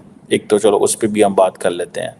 लेकिन डॉक्टर जयशंकर से तो फॉरेन मिनिस्टर मिले, लेकिन मोदी साहब का पैगाम लेके डोवल साहब जो हैं वो ढाका पहुँच गए। बार बार कह रहा हूँ that the Indians have shown grace. Pakistani एक वो जारी बात है, एक माइंडसेट है इंडिया के अंदर पाकिस्तान के बारे और पाकिस्तान के अंदर इंडिया के बारे, but the Indians are showing grace. Indians grace दिखा रहे हैं, इसमें कोई शक नहीं है। One have to recognise this. तो कन्वेंशनल फोर्सेस में इंडिया को तकरीबन 3 गुना ज्यादा बर्तरी हासिल है। एयरफोर्स में भी इसी तरह उनको तकरीबन मेरा ख्याल 4 या 5 गुना बर्तरी हासिल है। अब पाकिस्तान डरा हुआ है, आपने रिएक्शन टाइम कम कर दिया। कबल इसके कि दुश्मन यानी हम पाकिस्तान की इंटेलिजेंस को पता लगे कि आप जंग के लिए तैयार हैं या आप आ रहे हैं, वो रिएक्शन टाइम आपने कम किया और अब आप बॉर्डर के इतना करीब हैं कि जिस दिन आपको कहा आप चंद घंटों में बॉर्डर पे पहुंच। दुक्कम पोर्ट, ओमान के जो प्रिंस है उसने दुक्कम पोर्ट इंडियन नेवी को जो है गिफ्ट में दे दी और कहा है कि आज से आप लोगों का रेड सी पे ऑलमोस्ट आप लोगों की हुकूमत होगी और हमारी हिफाजत भी आपके जिम्मे हुई। वो दौर गुजर गया है, वो वक्त खत्म हो चुके, वो बरादराना और यारी दोस्ती और भाइयों वाला मुस्लिम कंट्री मुस्लिम वाला सिलसिला खत्म हो गया है। अब सऊदी अरेबिया इंडिया का यार बनेगा, इंडिया का भाई बनेगा। तो अब पाकिस्तानियों का पिछाड़ जल गया होगा, उनको बुरा लग आई स्वेयर मुझे पता था आप यही बोलेंगी, जली ना। बहुत डेवलप्ड जगह है श्रीनगर। हाँ, वो भी उधर वहाँ पे पैसे दे के 1000 रुपया दे के बच्चों को पत्थर मारो करते हैं। वो कहते हैं बस ऐसे करते हैं बच्चे पत्थर खा जाए। क्या बोल दिया वो भी ऑन द कैमरा।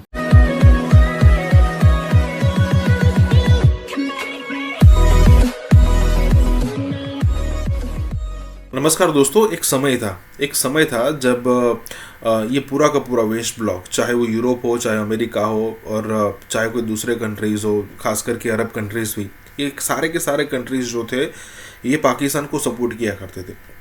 लेकिन आज हर कोई चीज़ पर, मतलब छोटी से छोटी चीज़ पर अब पाकिस्तान को क्रिटिसाइज़ किया जाता है और इंडिया की बड़ी से बड़ी चीज़ यूएस जो है वो ध्यान में ही नहीं लेता, क्योंकि हम सबको पता है कि इंडिया 5th लार्जेस्ट इकोनॉमी बन चुका है।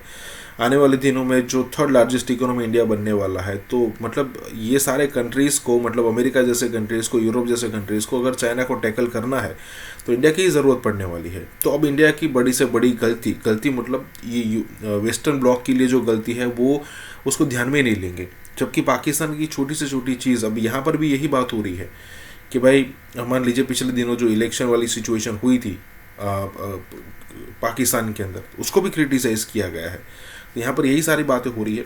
इसी के साथ ये वीडियो शुरू कर। और हाँ दोस्तों, सुपर थैंक्स के जरिए हमारी मदद करना ना भूलें। अच्छा, आज जिस टॉपिक को हम लोग डिस्कस करने जा रहे हैं ना, दुक्कम पोर्ट, ओमान के जो प्रिंस है उसने दुक्कम पोर्ट इंडियन नेवी को जो है गिफ्ट में दे दी और कहा है कि आज से आप लोगों का रेड सी पे ऑलमोस्ट आप लोगों की हुकूमत होगी और हमारी हिफाजत भी आपके जिम्मे हुई।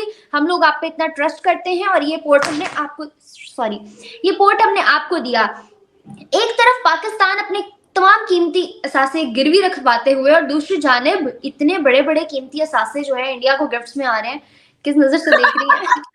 तो अब पाकिस्तानियों का पिछाड़ जल गया होगा, उनको बुरा लग गया आई स्वेयर मुझे पता था आप यही बोलेंगी, जली ना। मैंने तुम्हारे साथ ही सेशन किया था और तुम मतलब पाकिस्तानियों की रिप्रेजेंटेटिव होकर के तुमने बोला था कि बॉर्डर पे आप लोग क्यों सऊदी अरबिया के सेना को आप तैयार कर रहे हैं? भाई हमारी मर्जी, हम जो भी करें, हमारा देश है तो हमारे रूल रेगुलेशन चलेंगे। और आप देखिए ना, धीरे धीरे तो हम लाहौर पे कब्जा करेंगे, पीओके पे तो हम कब्जा कर ही चुके हैं, लाहौर पे कब्जा करेंगे। बाकी बलोच और गिलगित तो खुद ही हमारे पास आने को बेसब्रा हो रहा है, बेचारा परेशान हो रहा है कि हमको भारत से जोड़ दो। डेफिनेटली ओमान ने अपने पोर्ट को गिफ्ट किया है क्योंकि उन्हें हमारे नेवीज पर, हमारे डिफेंस पर, हमारे सरकार पर, हमारे सरकार के अचीवमेंट्स पर, हमारी सरकार के एफर्ट पर बहुत भरोसा है। आपकी नज़र में वो कश्मीर को कितनी फैसिलिटीज़ दे रहे हैं? वो कश्मीर नहीं, वो पूरे इंडिया को ही फैसिलिटीज़ दे रहे हैं। कर्नाटक, केरला, हाँ जी, कश्मीर और सबको दे रहे हैं, अपने तमाम सूबों में। फैसिलिटीज़ ये है कि वहाँ की जितनी भी कौमें हैं ना, चाहे मुस्लिम है, चाहे क्रिश्चियन है, हिंदू है, यहूदी हैं, सबको वो फैसिलिटीज़ दे रहे हैं। हमारे मुल्क में सिर्फ अपने ही मुसलमानों को नहीं दे रहे। हम एक कौम मुसलमान पे पाकिस्तान बना था। आप कश्मीर को छोड़ें, अब हमारे बलूचिस्तान वालों को देख लें, इन्होंने क्या किया हुआ है। ठीक है ना, क्या कर रहे हैं बलूचिस्तान के साथ, क्या हो रहा है अब? ठीक है ना, ज़्यादती हो रही है उनके साथ भी। तो फिर उन्होंने अपनी सारी कौमों को एक रखा हुआ है, एक ही सब्जेक्ट है उनका और एक उस पर, इसलिए उनकी कौम तरक्की कर रही है। ठीक है, आपको भारत के बारे में इतना नॉलेज कैसे है? क्योंकि मैं यूट्यूब पे देखती हूँ।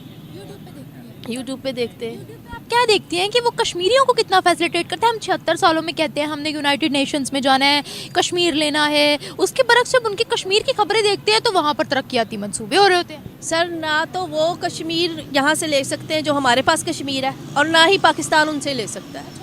ठीक है ना, वो ऐसे कि ज़मीन पे आप देखें, फ़लस्तीन में ज़मीन पे लड़ाई हो रही है ना, इस तरह हमारे में भी झगड़ा होगा, लोग ही मरेंगे, कत्लो गारत होगी। इससे बेहतर है कि आप ये गोल मेज़ पर बैठ जाएं और उस मसले को ख़त्म कर लें। क्या उनका कश्मीर आज खुशहाल है? हाँ, उनका कश्मीर है, खुशहाल है।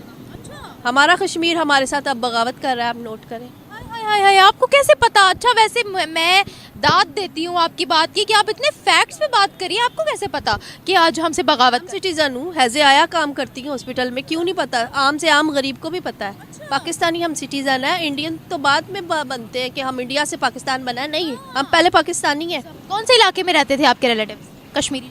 ये इधर है यार, ये जो कश्मीर है इसका आज़ाद कश्मीर, जम्मू साइड पे, आज़ाद कश्मीर की साइड पे भी रिश्तेदार है, फुफ्फो की शादी हुई है, जम्मू कश्मीर की तरफ है। जम्मू कश्मीर, श्रीनगर तो बहुत डेवलप्ड जगह है श्रीनगर। हाँ, तो वो भी उधर वहाँ पे पैसे दे के 1000 रुपया दे के बच्चों को पत्थर मारो करते हैं, वो कहते हैं बस ऐसे करते हैं बच्चे पत्थर खा दे। क्या बोल दिया है? वो भी ऑन द कैमरा। जी, मैं सीरियस बात कह रही हूँ, मेरा चले या ना चले, नहीं यार, सच जो सच है वो बोले ना, आवाम को क्यों नहीं आप आगे नहीं देते? 1000 रुपया देकर पत्थर फेंकवाए जाते थे, 1000 रुपया देकर। हाँ, वहाँ के है, श्रीनगर में है रिश्तेदार, वो बताते हैं। यानी इंडिया के खिलाफ करने के लिए, इंडिया के खिलाफ करने का, अतः के पाकिस्तान में भी ये कुछ हो रहा है। पाकिस्तानी फौज को इस मुकाम पे बैठाने वाली पाकिस्तान की आवाम है दोस्तों, जो आज रो रही है ना कि वोट को इज्जत दो, जो पाकिस्तानी आवाम रो रही है कि धांधली कर दी। तुम लोगों ने बनाया था इनको खुदा, तुम लोगों ने इनको मसीहा बनाया था, तुम लोगों ने बोला था कि हाँ, क्यों? देखो, सबसे पहले तुम्हारे दिल में हिंदुओं के खिलाफ और भारत के खिलाफ जहर था शुरू से। तो हिंदुओं को मारने के लिए, हिंदुओं को काटने के लिए तुम्हें फौज चाहिए थी, और वो फौज, क्योंकि तुम्हारी नफरत इतनी ज्यादा थी हिंदुओं से, इतनी ज्यादा थी भारत से, इतनी ज्यादा नफरत थी, इतना ज्यादा जहर था हमारे लिए तुम्हारे दिलों में, तो तुमने एक फौज को बोला कि नहीं, हम तुम्हें सारे इख्तिदार देते हैं, सारी अथॉरिटी देते हैं, हम तुम्हें सब कुछ देते हैं, तुम चिंता मत करो, बस तुम हिंदुओं को परेशान करो। तो हमारे ऊपर जंगें मसल्लत करी गई, हमारे ऊपर जंगें डाली गई, फोर्स करी गई, चाहे 47-48 की बात हो, चाहे 65 की हो, चाहे 71 की हो, चाहे 1999 कारगिल की हो, हर जगह पाकिस्तान ने हमारे ऊपर जंग फोर्स करी, हमारे साथ इंसर्जेंसी करवाई, टेररिज्म करवाई। टेररिज्म कहाँ पे? कश्मीर और पंजाब में, और जगह इंसर्जेंसी फंड करी, टेरर बॉम्ब ब्लास्ट फंड करे। चाहे आप 1993 मुंबई बॉम्ब ब्लास्ट ले लें, चाहे आप 26/11 ले लें, चाहे आप पार्लियामेंट अटैक ले लें, चाहे आप अक्षरधाम टेंपल का अटैक ले लें, चाहे आप दिल्ली में जो सरोजनी नगर में ब्लास्ट हुए थे वो ले लें, आप पूरे भारत में जहां जहां ब्लास्ट हुए हैं आप उसको देख लीजिए, आपको पता लग जाएगा। पाकिस्तानी ISI का, पाकिस्तानी आर्मी का जहां जहां पे हाथ है, it's very clear, that is why Pakistan is been put in FATF। दुनिया मानती है कि पाकिस्तान ये सब बेवकूफ़ी करता है, ये गलत क्रिमिनल हरकतें, टेररिस्ट एक्ट्स करता है, इसलिए पाकिस्तान को FATF में डाल रखा है, एक नहीं 4-4 बार। तो दोस्तों, कहने की बात यह है कि आज जो पाकिस्तानी कौम छाती पीट रही है ना कि हमारे साथ दगा हो गया, हमारे साथ फौज ने धोखा कर दिया और फौज को बैरकों में रहना चाहिए, फौज को बाहर नहीं आना चाहिए, इस फौज को तुम्ही ने तो मजबूत बनाया था। जब तक ये हिंदुओं पे अटैक कर रही थी, इंडियंस पे अटैक कर रही थी, तब तक ये फौज बढ़िया थी। यही फौज तुम्हें डस रही है, तुम्हें काट रही है, तुम्हें बड़ा बुरा लग रहा है। बलूचिस्तान एक बार फिर दहशतगर्दों के निशाने पर आ गया है। इंडिया जो है वो थिएटर बनाने जा रहा है, और इंडिया अपने थिएटर, अपनी पूरी फौज, यानी वो कह रहा है कि जी हम भी एक नॉर्दर्न लैंड थिएटर बनाएंगे। अच्छा, यहां से पहली बात ये कह रहा हूं कि अगर फर्ज करें इनकी पाकिस्तान के साथ जंग होती है तो 4 थिएटर इनके एक्टिव हो जाएंगे। पहले बलूचिस्तान में 2 जगहों पर बहुत बड़े धमाके हुए। 2 अफसोसनाक वाक़े दहशतगर्दी के हुए, जिससे क्लियरली ये पता चलता है कि बदकिस्मती से बलूचिस्तान में आज 2 बड़े अफसोसनाक वाक़यात हुए हैं। 2 ऐसे टारगेट उन्होंने हिट किए हैं जिसमें दर्जनों लोग जान बहक हो गए हैं। बताया जा रहा है कि ये खुदकुश हमला था, और जो खुदकुश हमलावर था वो बाइक पर आया था। थोड़ी देर पहले एक दूसरी खबर आ रही है कि JUI के एक इंतखाबी कैंप को भी निशाना बनाया गया है किला सैफुल्लाह में। तो ये 2 वाक़यात मुसलसल हो रहे हैं। जिस तरह आपको मालूम है कि बलूचिस्तान इंडिया ने दहशतगर्दी के निशाने पे रखा है। बताया जा रहा है कि 25 अफराद जान बहक हुए, लेकिन जितने बड़े वो धमाके, उनकी फुटेजेस और उनकी वो चल रही हैं, उससे ये अंदाजा होता है कि ये इससे ज्यादा जो है वो फिगर है। एक जो बलोच दहशतगर्द तंजीमें हैं जो यकीनी तौर पर वहां पर इस इलेक्शन एक्सरसाइज वो नहीं चाहती। हम अपने शुहादा का बदला लेंगे और भारत के दहशतगर्दी के इस एजेंडे को निस्त व नाबूद करेंगे। दो धमाके और ये पॉलिटिकल ऑफिसेस के सामने हुए हैं और खुदकुश हैं।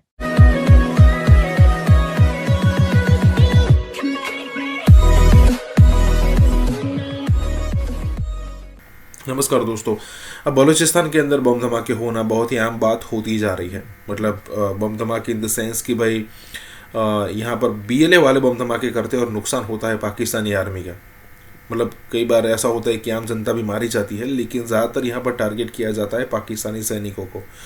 अब बात यह है कि पहले ऐसा हुआ करता था कि पाकिस्तानी आर्मी कैसे भी करके मतलब सीधा नॉर्मली बलूचिस्तान के अंदर घुस जाती थी और जो उनको लगता था उनको उठा लिया जाता था। लेकिन अब ऐसा नहीं है।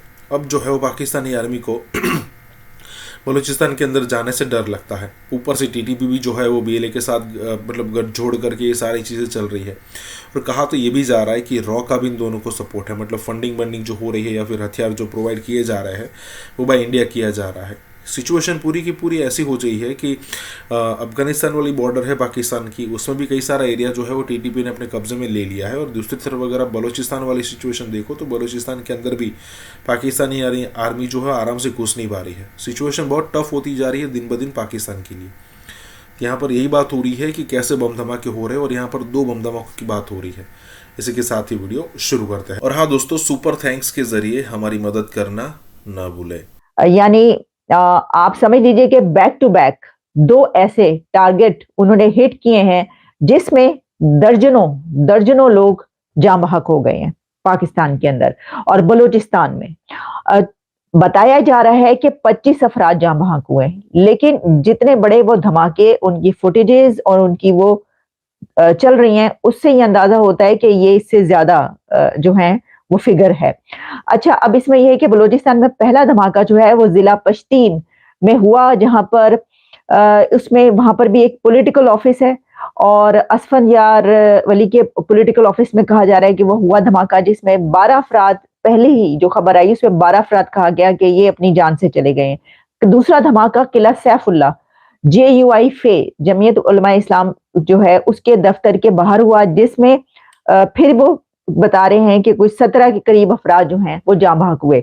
ये फिगर्स कई जगहों पर मुख्तलिफ पाई जाती हैं, लेकिन जो पहले ही फिगर आई, अगर देखें, अगर कोई ऐसी बात बताई जाए कि पहले ही धमाके आते ही पता ये चले कि 17 अफराद उसके अंदर जान बहक हो गए हैं और फिर एक में पता चले कि 12-15 अफराद, तो इसका मतलब ये है कि काफी बड़ी तादाद। अच्छा, अब इसमें जख्मियों की तादाद अलग है, तो जाहिर है कि वो तादाद जो है वो बढ़ती चली जाएगी। अब ये एक अलार्मिंग सिचुएशन इसलिए है कि बलूचिस्तान के हवाले से पहली खबर आई थी कि वहां पर इंटरनेट जो है बंद कर दिया जाएगा। तो ये तो हमें कल पता चलेगा, क्योंकि ये जो धमाके हुए इसके बाद क्या इलेक्शन, किसी ने कहा था कि बड़ा खूनी इलेक्शन होगा पाकिस्तान के अंदर, ये बहुत खूनी इलेक्शन होगा। तो देखिए, खूनी तो इलेक्शन ये स्टार्ट हो गया। 2 धमाके और ये पॉलिटिकल ऑफिसेस के सामने हुए हैं और खुदकुश हैं। जैकेटें पहन के आए थे जो फटे यहाँ आके, और वो सारी ऐसे ही, और कुछ ऐसा भी होता है कि वो बम फिट कर देते हैं कहीं पर, उस तरीके से भी होता है।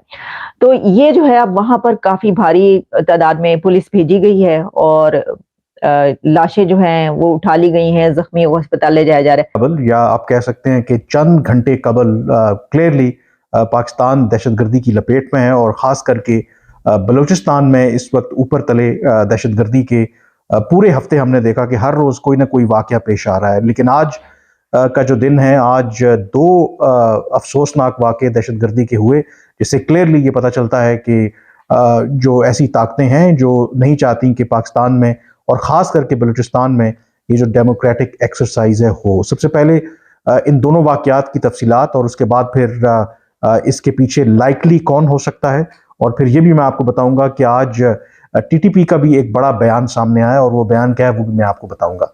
जो सबसे पहला दहशतगर्दी का वाक़या पेश आया वो पशीन के इलाके में पेश आया। पशीन कोई 45 किलोमीटर जो क्वेटा है उससे दूर है वहाँ पर, और जो निशाना था वो इलेक्शन ऑफिस था। वहाँ पर एक आज़ाद उम्मीदवार थे जो बलूचिस्तान असेंबली के लिए इलेक्शन कंटेस्ट कर रहे थे। तो ये जो निशाना बनाया गया पशीन में इलेक्शन ऑफिस था, वहाँ पर आज़ाद उम्मीदवार थे बलूचिस्तान असेंबली से लड़ रहे थे, जिसके नतीजे में अपेरेंटली वहाँ पर जो पुलिस ऑफिशियल्स हैं, जो आई विटनेसेस हैं, वो ये बता रहे हैं कि ये एक खुदकुश हमला था।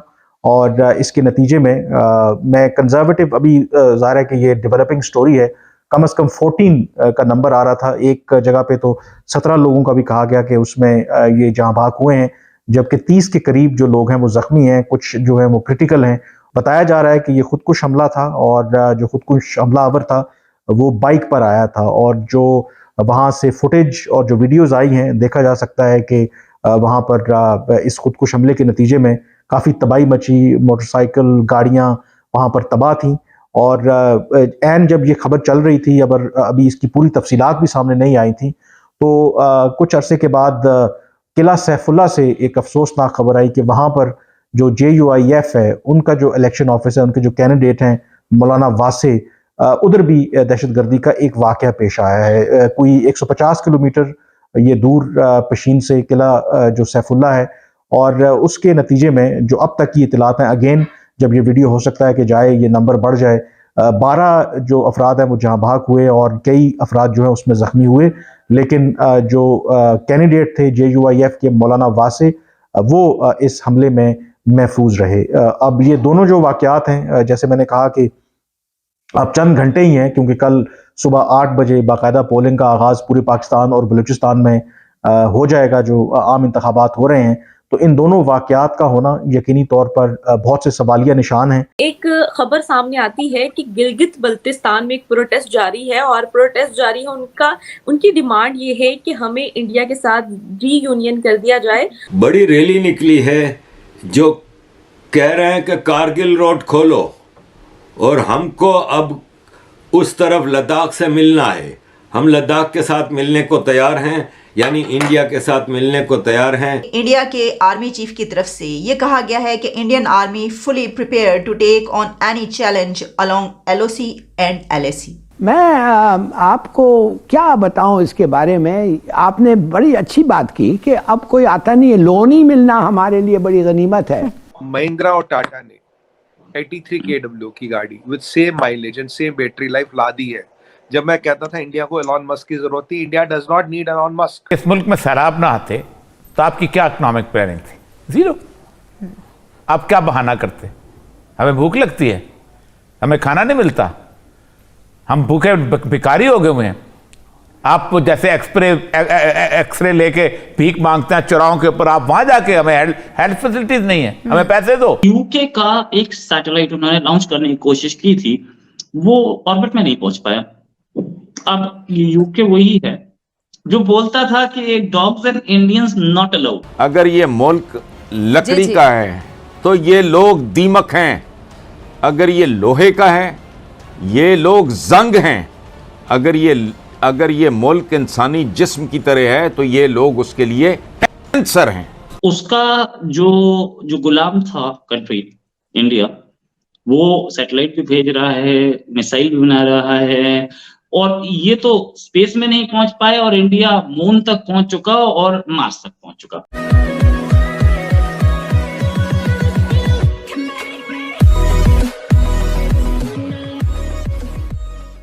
नमस्कार दोस्तों, अब यहाँ पर बात हो रही है कि जी भी मतलब गिलगित बाल्टिस्तान और POK के लोग अब मतलब यहाँ पर डिमांड ये उठना शुरू हो चुकी है कि भाई हमें जो है वो फिर से इंडिया के साथ रीयूनाइट कर दिया जाए। बात दरअसल यहाँ पर यह है कि जब सोशल मीडिया नहीं था और इंडिया के अंदर डेवलपमेंट होता था तो वो आसानी से पाकिस्तान के पास पहुँचता नहीं था, या फिर कहे कि पाकिस्तान के पास जो कश्मीर है जिसे हम POK कहते हैं उसके पास पहुँचता नहीं था। लेकिन आज सिचुएशन ऐसी है कि सोशल मीडिया के ज़रिए और कई सारे लोग ऐसे आ गए हैं जो स्पेसिफिकली कश्मीर को लेकर वीडियोस बनाते हैं, कंटेंट बनाते हैं। तो ये सारे लोग जो है उनके माध्यम से यहाँ पर ये सारे वीडियोस पहुँच रहे हैं, सारा डेवलपमेंट पहुँच रहा है। तब उनको लगता है कि भाई जिस तरीके से इंडिया के पास कश्मीर है उसका जो डेवलपमेंट हो रहा है उसका 1% भी पाकिस्तान के पास कश्मीर है मतलब POK में नहीं हो रहा है। तो बेटर है ना, क्योंकि कुछ समय के लिए उन्होंने अपने मन को मनाया होगा, लेकिन अब ऐसा लग रहा है कि भाई इससे अच्छा तुम इंडिया के साथ ही रह जाते। तो यहाँ पर यही सारी बात हो रही है। और ऊपर से एक बात और हो रही है कि भाई हमें एलन मस्क की ज़रूरत नहीं है, हमारे पास कई सारे एलन मस्क है जो आने वाले दिनों में हमको देखने को मिलेंगे। इसी के साथ ही वीडियो शुरू करते हैं। और हाँ दोस्तों, सुपर थैंक्स के जरिए हमारी मदद करना ना भूलें। गिलगित बल्तिस्तान में प्रोटेस्ट चल रहा है और ये डिमांड जारी है कि हमें रीयूनियन कर दिया जाए इंडिया के साथ। मैं ये समझता हूँ कि जितना आप किसी कौम को दबाते हो वो उतनी उठती है, तो मैं समझता हूँ कि ये तो we were expected this thing that ये चीज होगी वहां पे। और दूसरी चीज आपने बोली कि दैट वो रीयूनियन होना चाहते हैं गवर्नमेंट ऑफ इंडिया से, मतलब हमारी मतलब ये आइडिया ऑफ इंडिया की बात करते हैं, हमारी स्टेट से, हमारी कंट्री से। दो चीजें इसमें हैं, आप देखोगे दैट यहाँ पे मैं समझता हूँ कि जहां पे हमारे मुल्क में 140 करोड़ यहाँ पे पॉपुलेशन है, उसमें से 100 करोड़ से ज्यादा यहाँ पे हिंदू रहते हैं। 20 करोड़ यहाँ पे अगर आप देखोगे मुसलमान है, बाकी डिफरेंट रिलीजियस ग्रुप से बिलोंग करते हैं। हमारे ही मुसलमान यहाँ पे कश्मीरी मुस्लिम यहाँ पे 1980s में 1987 90s में एक होम मिनिस्टर ऑफ इंडिया बन जाता है, जो इतनी बड़ी पोस्ट है। यहाँ पे एक मुसलमान प्रेसिडेंट बन जाता है। यहाँ पे आप देखोगे दैट आर्मी में इतने बड़े पोस्ट भरे हुए हैं डिफरेंट रिलीजियस सेक्ट्स में के। तो मैं समझता हूँ कि आप देखोगे दैट कश्मीर एक मॉडल है गिलगित बल्तिस्तान के लिए या पाकिस्तान ऑक्यूपाइड कश्मीर के लिए, कि दैट जिस तरह से यहाँ पे गवर्नमेंट ऑफ इंडिया ने इन्वेस्टमेंट किया है, डेवलपमेंट किया है। रिसेंटली आप देखोगे दैट यूएई से मिडिल ईस्ट से इतने सारे ये डिफरेंट कंपनीज के हेड्स यहाँ पे इन्वेस्टमेंट करने के लिए। इट मीन्स कि दैट कश्मीर एक हिंदुस्तान का एक मॉडल बन रहा है पूरी दुनिया के लिए, कि दैट जिस कश्मीर को आप कश्मीर को आप ह्यूमन राइट्स वॉयलेशन, मैं ये बता दें कि ह्यूमन राइट्स वॉयलेशन हो रही है वहां पे, आप देखोगे वही कश्मीर G20 समिट अभी ऑर्गेनाइज कर रहा है, होस्ट कर रहा है। इट मीन्स कि दैट ये चीजें लैग कर रही है पाकिस्तान ऑक्यूपाइड कश्मीर में या गिलगित बल्तिस्तान में। इंडिया के आर्मी चीफ की तरफ से ये कहा गया है कि Indian army fully prepare to take on any challenge along LOC and LAC। यानी LOC की भी बात की गई और LAC की भी बात की गई, और इस खबर को इस तरीके से मीडिया पर पोर्ट्रे किया जा रहा है कि जैसे कि ये एक बहुत अलार्मिंग न्यूज़ है। अब शायद ये इस वजह से अलार्मिंग न्यूज़ महसूस हो रही हो कि क्योंकि आम तौर पर इंडिया के आर्मी चीफ की तरफ से कोई स्टेटमेंट्स नहीं आया करती। पाकिस्तान की तरफ से, हमारी तरफ से तो हम जानते हैं कि क्योंकि कई साल तक, डेकेड्स तक हमारी हुकूमतें रहीं, फौजी हुकूमतें रहीं, और काफ़ी अमल दखल और मदाखलत के ऊपर जो कुछ भी है आप सब जानते हैं। वो तो ठीक है कि ए पॉलिटिकल होने का नारा अभी लगाया गया, लेकिन हम ये जानते हैं कि इस तरफ से बयानात हों, स्टेटमेंट्स हों, वो चलती रहती है। लेकिन ऐसा भी होता है कि पॉलिटिशियंस की तरफ से भी ऐसी स्टेटमेंट्स आती हैं, ना सिर्फ पाकिस्तानी पॉलिटिशियंस की तरफ से बल्कि इंडियन पॉलिटिशियंस की तरफ से। लेकिन इंडिया जिसके आर्मी चीफ के नाम के बारे में भी शायद वहाँ के लोग भी नहीं जानते, उनसे पूछा जाए तो शायद उनको ना भी पता हो, तो उस तरफ से इस तरह की स्टेटमेंट आना शायद इस वजह से इसको इस तरीके से लिया जा रहा है। लेकिन जब हम इसकी गहराई में जाते हैं तो हमें पता ये चलता है कि इंडिया के आर्मी चीफ ने आर्मी डे से पहले एक जो प्रेस, आप कॉन्फ्रेंस कह लें, प्रेस ब्रीफिंग कह लें, उसके सवालों के जवाब में कुछ बातें की हैं। लेकिन बहरहाल क्योंकि इस वक्त जो इस खित्ते की सिचुएशन है, जो इस रीजन की, इसको देखते हुए जब LOC और LAC पर उन्होंने डिटेल में बातचीत की है, बड़ी तफसीली गुफ्तगू फरमाई है, तो यकीनी तौर पर वो पाकिस्तान के लिए भी बहुत बहुत ज़्यादा उसकी सिग्निफिकेंस है। मैं आपको बता देती हूँ चंद पॉइंट्स जो उन्होंने कहे हैं, बल्कि मैं आपको सुनवाई भी देती हूँ ताकि आप उनके मुंह से भी सुन सकें कि उन्होंने किस तरह से ये जवाब दिए हैं।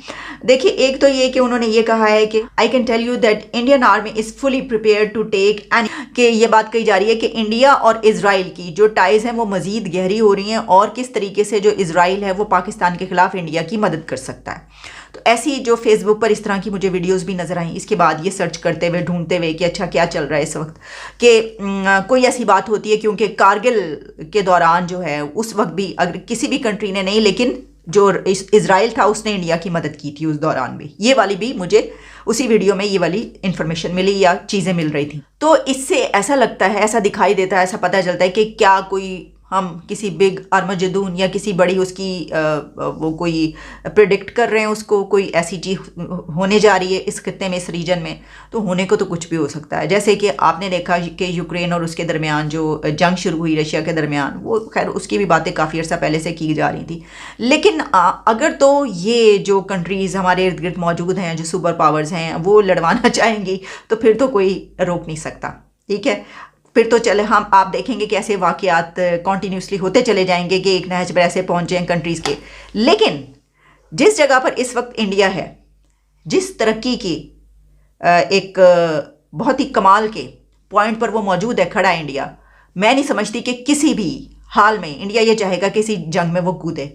मुल्क जो है, मुझे ये कहते हुए बहुत शर्म आती है, बहुत अफसोस होता है, लेकिन बारहा कहा जाता है कि जी मुल्क के पास तो कुछ बचा ही नहीं है। एलसीज के आप देख लीजिए, डॉलर हमारे पास खत्म हो गया। वर्ल्ड बैंक ने पाकिस्तान को 1.1 बिलियन डॉलर्स के जो कर्जे देने थे वो अब मौखर कर दिए गए हैं। World Bank deferred loans to Pakistan. लेकिन ये कि 18 दिन का पीएसओ के पास, पाकिस्तान के पास टोटल मिला के 18 दिन का ऑयल है। जिनेवा में मिलने वाले 10 बिलियन डॉलर्स भी अगर हैं तो उसमें से 90% जो अमाउंट है वो प्रोजेक्ट फाइनेंसिंग के लिए। खुदा के लिए इंडिया के साथ बात करा दो। मुझे ये लगता है कि इस वक्त जो माशी सूरत हाल पाकिस्तान की बन गई है, शायद हमारे मुल्क में जो असल फैसला करने वाले लोग हैं, मे बी वो आगे जाकर हमारे लेंडर्स को ये बात बोलें कि भाई थोड़ा सा हमारे ऊपर थोड़ा सा रहम करें। पाकिस्तान के हारून साहब, जब इस किस्म की सूरत हाल होती है तो ये भी बात होती है कि पाकिस्तान दिफाई लिहाज से कितना मजबूत है। अगर इंडिया इस किस्म की कोई और टेंशन क्रिएट करता है, असलहे की सूरत हाल क्या पाकिस्तान में किस किस्म का असला इस्तेमाल हो रहा है? मैं इंडिया को कहना चाहता हूँ, हम सबक सीख गए हैं, हम जंग के सबक सीख गए हैं, हम जंग नहीं चाहते।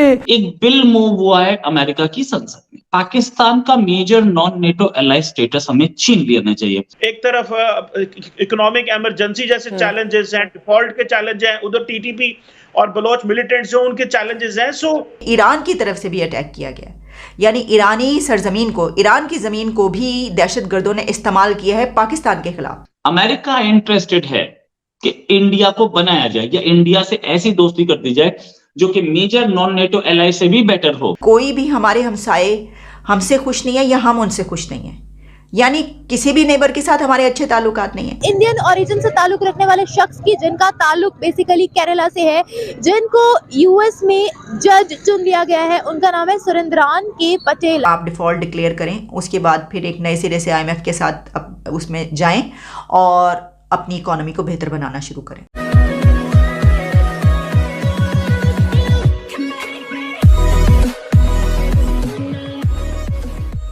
नमस्कार दोस्तों, 1 बिलियन 2 बिलियन 3 बिलियन के लिए आईएमएफ जो है वो पाकिस्तान को अपने पैरों में गिरा कर रगड़ता है।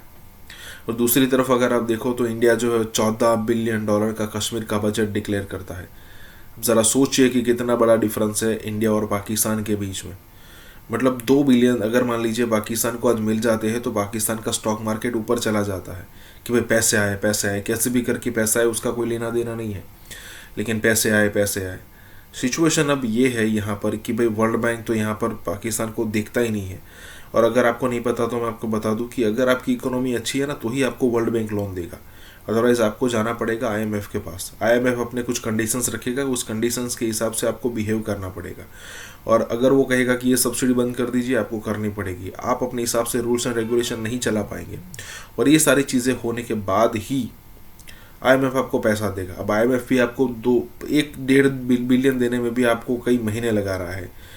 मतलब 22-25 करोड़ पॉपुलेशन वाला कंट्री इस सिचुएशन में आ जाए, ये सपने में भी हम नहीं सोच सकते।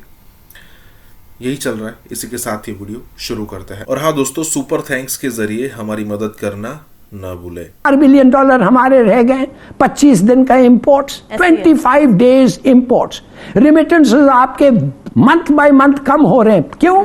कि लोग नहीं भेज रहे हैं रिमिटेंसेस थ्रू बैंक्स। जो पैसे आपको मिले वो हुंडी से भेज रहे हैं। बिल्कुल। एक्सपोर्टर्स जिन्होंने पैसे निकाल के वापस लाने, वो क्या कर रहे हैं? वो नहीं ला रहे हैं अपने पैसे और छोड़ रहे हैं दूसरे मुल्क में। कहता है रुपया को गिरने दो फिर हम लाएंगे। अब आप यूं बताएं, suddenly out of the blue आपके पैसे खत्म हो जाएंगे और आप देखेंगे लोग दुकानें बंद। यही हुआ श्रीलंका में। और श्रीलंका $2,000 पर ईयर इनकम है और हमारा एवरेज इनकम है $1,500 a ईयर, और वो खत्म हो गए। आज 2 दिन तक क्यों करना पड़ता है श्रीलंका में पेट्रोल डालने के लिए गाड़ी के अंदर। तो मैं आपको कह रहा हूं कि आपके पास, आप इंपोर्ट्स को कंप्रेस कर रहे हैं, एक्सपोर्ट्स की जितनी भी आप कोशिश की, 72 बिलियन डॉलर आपको इंपोर्ट करना है। मशीनरी, इंडस्ट्रियल रॉ मटेरियल्स और सब चीज़ों अगर वो आप नहीं करें, गुड्स एंड सर्विसेज, $72 बिलियन का। आपकी कमाई कितनी होगी? कितना आपको आएगा? $56 बिलियन। किधर से आएगा? रेमिटेंसेस और डिलेड एक्सपोर्ट रिसीट से। कितना है शॉर्टफॉल? $10 बिलियन आपका शॉर्टफॉल। वो हो गया। $20 बिलियन आपके डेट्स हैं, 6 बिलियन आपने दे दिया है, 14 बिलियन आपको देने हैं। तो वो 14 बिलियन कौन देगा? अच्छा, फिर आप IMF को जाएंगे, जब ये सब हो जाएगा IMF करेंगे गुड बॉय। वो जब कहेंगे गुड बॉय तो चीन, सऊदी अरेबिया, UAE और जो मुल्क हैं गल्फ के, वो कुछ पैसे रिलीज करेंगे, आपको 8 बिलियन मरेगा। पाकिस्तान का major non NATO ally status हटा दिया जाए। एक एनुअल यानी कि सालाना सर्टिफिकेशन होता है जो कि अमेरिकन प्रेसिडेंट देते हैं, वो सर्टिफिकेशन आना चाहिए कि इस्लामाबाद को ये डेजिग्नेशन यानी कि इस्लामाबाद को major non NATO ally status क्यों दिया जाए। फिर एक और उन्होंने बोला कि एक सर्टिफिकेशन और चाहिए, इस बिल में लिखा है एक सर्टिफिकेशन और चाहिए कि कितना इस पाकिस्तान ने हक्कानी नेटवर्क को रोका या दूसरे आतंकियों को रोकने में काम किया, और ये भी कि अपनी टेरिटरी से काम नहीं करने दे रहा। और दूसरी एक फाइनल चीज ये कि इसने पाकिस्तान में कितना टेररिस्ट की आतंकियों की मूवमेंट को रोकने की कोशिश की है। ये 4 चीजें प्रोमिनेंटली इसमें है। अमेरिका इंटरेस्टेड है कि इंडिया को बनाया जाए या इंडिया से ऐसी दोस्ती कर दी जाए जो कि मेजर नॉन नेटो एलाई से भी बेटर हो। अमेरिका इस समय उसके डॉक्यूमेंट्स देख लीजिए, उसके सिक्योरिटी डॉक्यूमेंट्स, उसके जो प्लान्स हैं वो सारे देख लीजिए, उसके जो बड़े लीडर्स हैं वो क्या स्टेटमेंट दे रहे हैं ये देख लीजिए। सब तो यही बोल रहे हैं कि हमारा फोकस इंडिया होगा। तो ये मेजर नॉन नेटो जिसमें जापान भी आ रहा है, कोलंबिया भी आ रहा है, उसमें हम घुस के क्या करेंगे जब हम इन सारे मेजर नॉन नेटो एलाई से ज्यादा ऊपर है अमेरिका के लिए। अब आगे बात करते हैं डिफेंस पार्टनर हम हैं, इंडिया है, और उसके डॉक्यूमेंट्स में लिखा है India is a defence partner. Major non NATO ally क्या करता है? यही काम करता है ना। आगे अब फोकस भी इंडिया पर है, लेकिन ये यूएस की जो टेक्नोलॉजी है क्या ये इंडिया को मिल रही है? बॉस अब इस पे आते हैं। जो उन्होंने प्रेडेटर ड्रोन हमें दिया है वो बहुत अच्छी टेक्नोलॉजी है, हमें वो टेक्नोलॉजी देने के लिए सामने तैयार खड़े की टेक्नोलॉजी आप लीजिए। हमें ड्रोन्स दे रहा है, हमें दूसरी चीजों में हेल्प कर रहा है, इसमें कोई शक नहीं। तो अगर वो हमें हेल्प कर रहा है तो वो मेजर नॉन नेटो एलाई से तो बेटर ही गेम खेल रहा है, राइट। और जहां तक बात कि क्या पाकिस्तान का ये स्टेटस जाएगा, तो बड़े लोग, मैं तो बहुत छोटा सा आदमी, बड़े लोग जो कि एनालिस्ट है, जो कि बहुत साल से एनालिसिस कर रहे हैं, वो ये बोलते हैं कि पाकिस्तान का स्टेटस जाना इतना आसान नहीं है। हो सकता है कि इसमें धमकी दी जा रही हो पाकिस्तान को, अभी हटाना मुश्किल है, अभी हटाया नहीं जा सकता। क्यों? क्योंकि ये पाकिस्तान को धमकी देने का काम है कि आपको हम हटा देंगे, इससे फंडिंग भी बंद हो जाएगी और पाकिस्तान भी इस रेजोल्यूशन, ये जो रेजोल्यूशन है, इसी से डर के बिल्कुल घुटने टेक देगा कि बताओ आपको चाहिए क्या। टर्की की जानिब से उन्होंने UNHRC में एक जो है कश्मीर का मुद्दा पाकिस्तान की जानिब से रखा, जबकि हिंदुस्तान ने किस तरीके से जो है अपनी आर्मी तक भेजी, अपनी जो है ना तमाम फोर्सेस को इंक्लूड करके उनको सपोर्ट किया। कि जिस तरह पाकिस्तान को IMF ने रोल दी है कि पाकिस्तान को IMF जो है वो सांस नहीं आने दे रहा। जैसे जयशंकर जी ने कहा, जब अल्हम्दुलिल्लाह हम दुनिया की फर्स्ट फास्टेस्ट ग्रोइंग इकोनॉमी है, 5th लार्जेस्ट इकोनॉमी है, जब अल्लाह ताला ने हमें इतनी बरकत बख्शी है तो अल्लाह की आजमाइश से हम पीछे थोड़ी हटेंगे। अल्लाह ताला के इम्तिहान में खड़े उतरेंगे और उतरे। जब हम it was our time to give back to the world. कुछ मंथ्स पहले वो सोशल मीडिया पे वीडियो बड़ी वायरल हुई थी जिसमें इंडियन आर्मी ने चाइना को बहुत ज्यादा धोया था। उसको तो नहीं कहीं उनके सेटबैक उनके जहन में आ गए और इस वजह से वो मीटिंग ही उन्होंने स्किप कर दिया, भाई हम नहीं जाएंगे। हम चाइना नहीं है, वो चाइना की हरकतें हैं कि मतलब एक ईंट बना बनाकर पूरे पाकिस्तान को कर्जे में डुबा देना है। मुल्क का जो सत्यानाश हुआ है, मैं बता रहा हूँ, सनती तरक्की हुई नहीं इस मुल्क के अंदर। आपको बड़ी फैक्ट बात बताऊंगा। बिल्कुल पाकिस्तान चाइना और टर्की को तो दोस्त मानता है, जबकि जुल्म तो वहां भी मुसलमानों पे हो रहा है। उनको दोस्त मानता है तो फिर हिंदुस्तान के साथ इख्तिलाफ किस नाम का? हमारे मुल्क के अंदर महंगाई बढ़ रही है तो हमने उसका सोल्यूशन निकाला है, बॉयकॉट। चावल पूछने 400 रुपए किलो है क्या? 400 रुपए किलो, 390 क्या ये अमेरिका से आ रहे हैं? दूध का आज का रेट क्या है पर केजी? आज का रेट 140 रुपए केजी। चावल का भी रेट बता दीजिए क्योंकि कश्मीरी चावल ज्यादा खाते हैं। तो वो पर केजी आता है 28 रुपीज। पर केजी 28 रुपीज। चिकन जो लेने आए हैं वो किस तरह है आपने खरीद रहे हैं? वो 600 के करीब है, 4 रुपए कम 600। मुझे आपसे ये पूछना था कि चिकन की इस वक्त क्या रेट्स चल रही हैं? इस वक्त तो 130 चल रही है बॉयलर की, 140 चल रही है पैरेट की। इंडिया के साथ इस स्टेज पे दुश्मनी करना आई डोंट रेकमेंड इट। जब भी कोई कंट्री इंडिया के साथ दुश्मनी करती है तो उस कंट्री में सडनली इंसर्जेंसी बढ़ जाती है।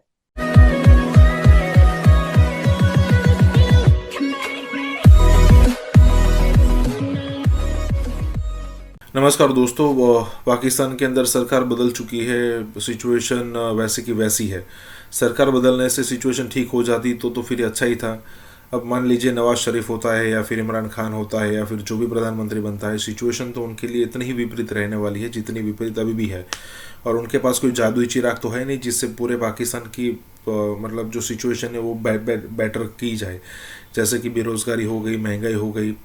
एक सिंपल सॉल्यूशन है पाकिस्तान के पास कि अगर वो यहाँ पर इंडिया के साथ ट्रेड शुरू कर दे तो एक हफ्ते के अंदर वहाँ पर महंगाई में बहुत बड़े मात्रा में कमी आ जाएगी और जो बिज़नेस बढ़ेगा उससे मतलब कुछ ना कुछ अंश में तो यहाँ पर जो बेरोज़गारी है वो भी कम होगी, महंगाई कम होगी, बेरोज़गारी कम होगी, तो पाकिस्तान के अंदर ऑटोमेटिकली थोड़ी शांति आनी हो सकती है। और मान लीजिए इकोनॉमी थोड़ी भी अच्छी होती है तो पॉलिटिकल स्टेबिलिटी भी अपने आप आना शुरू हो जाती है। अब वो बात अलग है कि कोई पॉलिटिकल पार्टी फिर इंडिया के खिलाफ बीचिंग करना शुरू कर दे और फिर अचानक एक अलग माहौल हो जाए तो वो बात अलग है। लेकिन अगर नॉर्मल दृष्टि से अगर आप देखें तो इंडिया के साथ उनके बेटर रिलेशन ही वही। अब देखिए यहाँ पर चावल की जो प्राइसिंग है किलो की 400 रुपये हो चुकी है। मतलब किस दिशा में जा रहे हैं। इसी के साथ ये वीडियो शुरू करते हैं। और हाँ दोस्तों, सुपर थैंक्स के जरिए हमारी मदद करना ना भूलें। टर्की की जानिब से उन्होंने यूएनएचआरसी में एक जो है कश्मीर का मुद्दा पाकिस्तान की जानिब से रखा, जबकि अभी रिसेंटली हमने देखा कि अर्थक्वेक आया, किस तरीके से जो है दोस्ती स्कीम्स चलाई और हिंदुस्तान ने किस तरीके से जो है अपनी आर्मी तक भेजी, अपनी जो है ना तमाम फोर्सेस को इंक्लूड करके उनको सपोर्ट किया। मगर अब जब बात आई हिंदुस्तान के साथ खड़े होने की तो तुर्की ने कोई खासा पॉजिटिव रिस्पॉन्ड नहीं किया, बल्कि पाकिस्तान के साथ दोस्ती का इजहार किया और यूएनएचआरसी में कश्मीर का इशू इस तरीके से रखा। जिस पे सबसे इम्पॉर्टेंट चीज ये है कि उनकी जानिब से ये एक्ट होने के बाद भी जयशंकर जी ने बहुत पॉजिटिव जवाब दिया, जो कि ये था कि हमने किसी लालच में तुर्की की मदद नहीं की, बल्कि हमने तुर्की की मदद इंसानियत के नाते की है और वो इंसानियत हम कहीं भी निभाएंगे, चाहे वो कोई ही मुल्क क्यों ना हो। इंडिया को पहले से पता था कि ये जो बेअखलाकी और बेहुदगी है ये वहां के लोगों में नहीं है, वहां की टर्किश कौम में नहीं है, ये एर्दोगन और उसके मिनिस्टर्स में है। ठीक है ना, इंडिया को पहले से पता था। फिर भी हमने ये ऑपरेशन दोस्त मुकम्मल किया क्योंकि जैसे जयशंकर जी ने कहा, जब अल्हम्दुलिल्लाह हम दुनिया की फर्स्ट फास्टेस्ट ग्रोइंग इकोनॉमी है, 5th लार्जेस्ट इकोनॉमी है, जब अल्लाह ताला ने हमें इतनी बरकत बख्शी है तो अल्लाह की आजमाइश से हम पीछे थोड़ी हटेंगे। अल्लाह ताला के इम्तिहान में खड़े उतरेंगे और उतरे। जब हम it was our time to give back to the world, और किसी दुनिया के किसी हिस्से में अगर इतना बड़ा जलजला आया है, लोग वहां पर बुरी तरह से इम्पैक्ट हुए हैं, तो इंडिया कैसे हेल्प नहीं कर।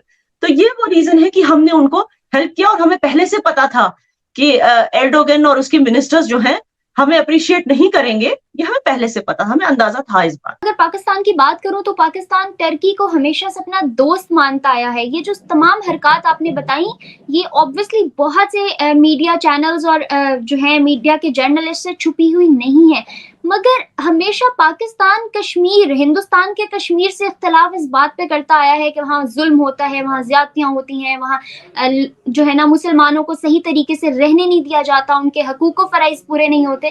तो जब हिंदुस्तान से इख्तलाफ मुसलमानों के हक के लिए था तो फिर तुर्की के साथ दोस्ती किस नाम की? वहां भी तो यही सब हो रहा है, वहां तो बल्कि हिंदुस्तान में तो नहीं हो रहा, वहां तो हो रहा है। मैं वही कह रही हूँ, पाकिस्तान दोस्ती किस बलबूते पे करता है, किस बेसिस पे, किस फाउंडेशन पे किसी से दोस्ती करता है, किसी मुल्क से। मैं नहीं समझ पा रही हूँ कि हर बार रोग नेशंस के साथ दोस्ती, चाहे वो चाइना हो जो उइगुर मुसलमानों पे जुल्म कर रहा है, चाहे वो टर्की हो जो कुर्दिश मुसलमानों पे जुल्म कर रहा है, ऐसे ही मुल्कों के साथ जाके दोस्ती करना, चाहे वो चाइना हो या टर्की, दोनों को बगैर पाकिस्तान के और कोई एलाइज ही नहीं है, कोई उनको सपोर्ट करता ही नहीं है।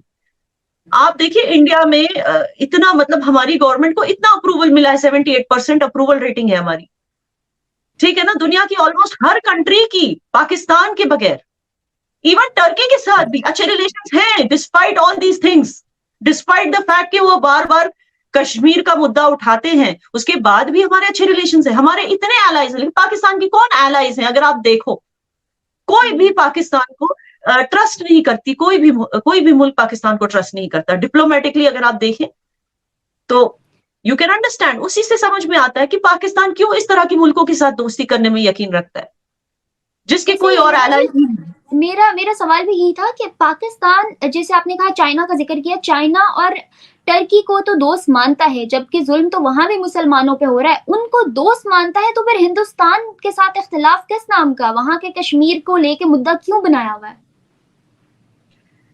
देखिए, मुझे लगता है कि मुद्दा इसलिए बनाया गया बिकॉज एक तो आर्मी को जो है, पाकिस्तान आर्मी को अपनी सुपीरियोरिटी कायम करनी है लोगों के बीच, क्योंकि जाहिर सी बात है कि पाकिस्तान में एंटरप्राइजेस हो, बिजनेसेस हो या पॉलिटिक्स हो, हर एक चीज जो है वो मिलिट्री ही कंट्रोल करती है। It is a military state in disguise of a democracy.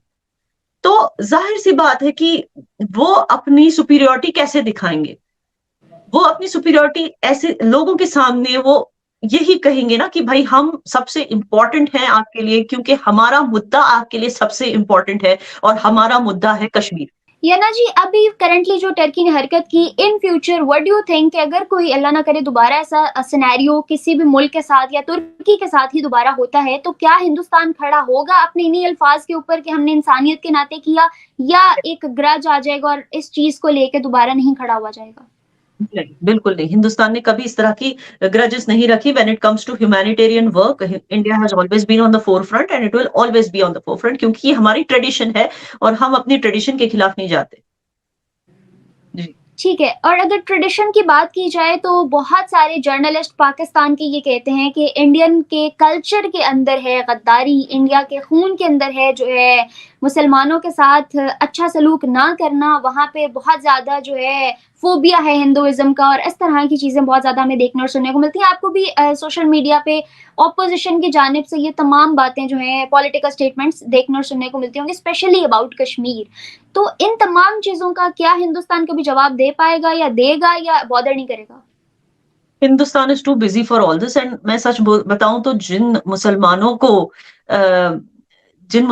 को प्रॉब्लम्स नहीं चाहिए अपनी कंट्री में, they are also too busy. इस वक्त हमारे यहाँ जो मुसलमान है ना, वो बहुत बिजी हैं, तरावी पढ़ रहे हैं दरगाह हजरत बल में की। आप इमेजेस देखिए जाकर, आप मेरे ही चैनल पे चले जाइए therealkashmir.com, ठीक है ना। आप वहां पे लाइव स्ट्रीमिंग देख सकती हैं, लाइव टीवी पर किस तरह से वहां पे तरावी चल रही है, किस तरह से दरगाह हजरत बल में लोग खुलकर नमाजें पढ़ रहे हैं। इफ्तियारी पार्टीज कहाँ कहाँ चल रही, वो भी आपको पता चलेगा।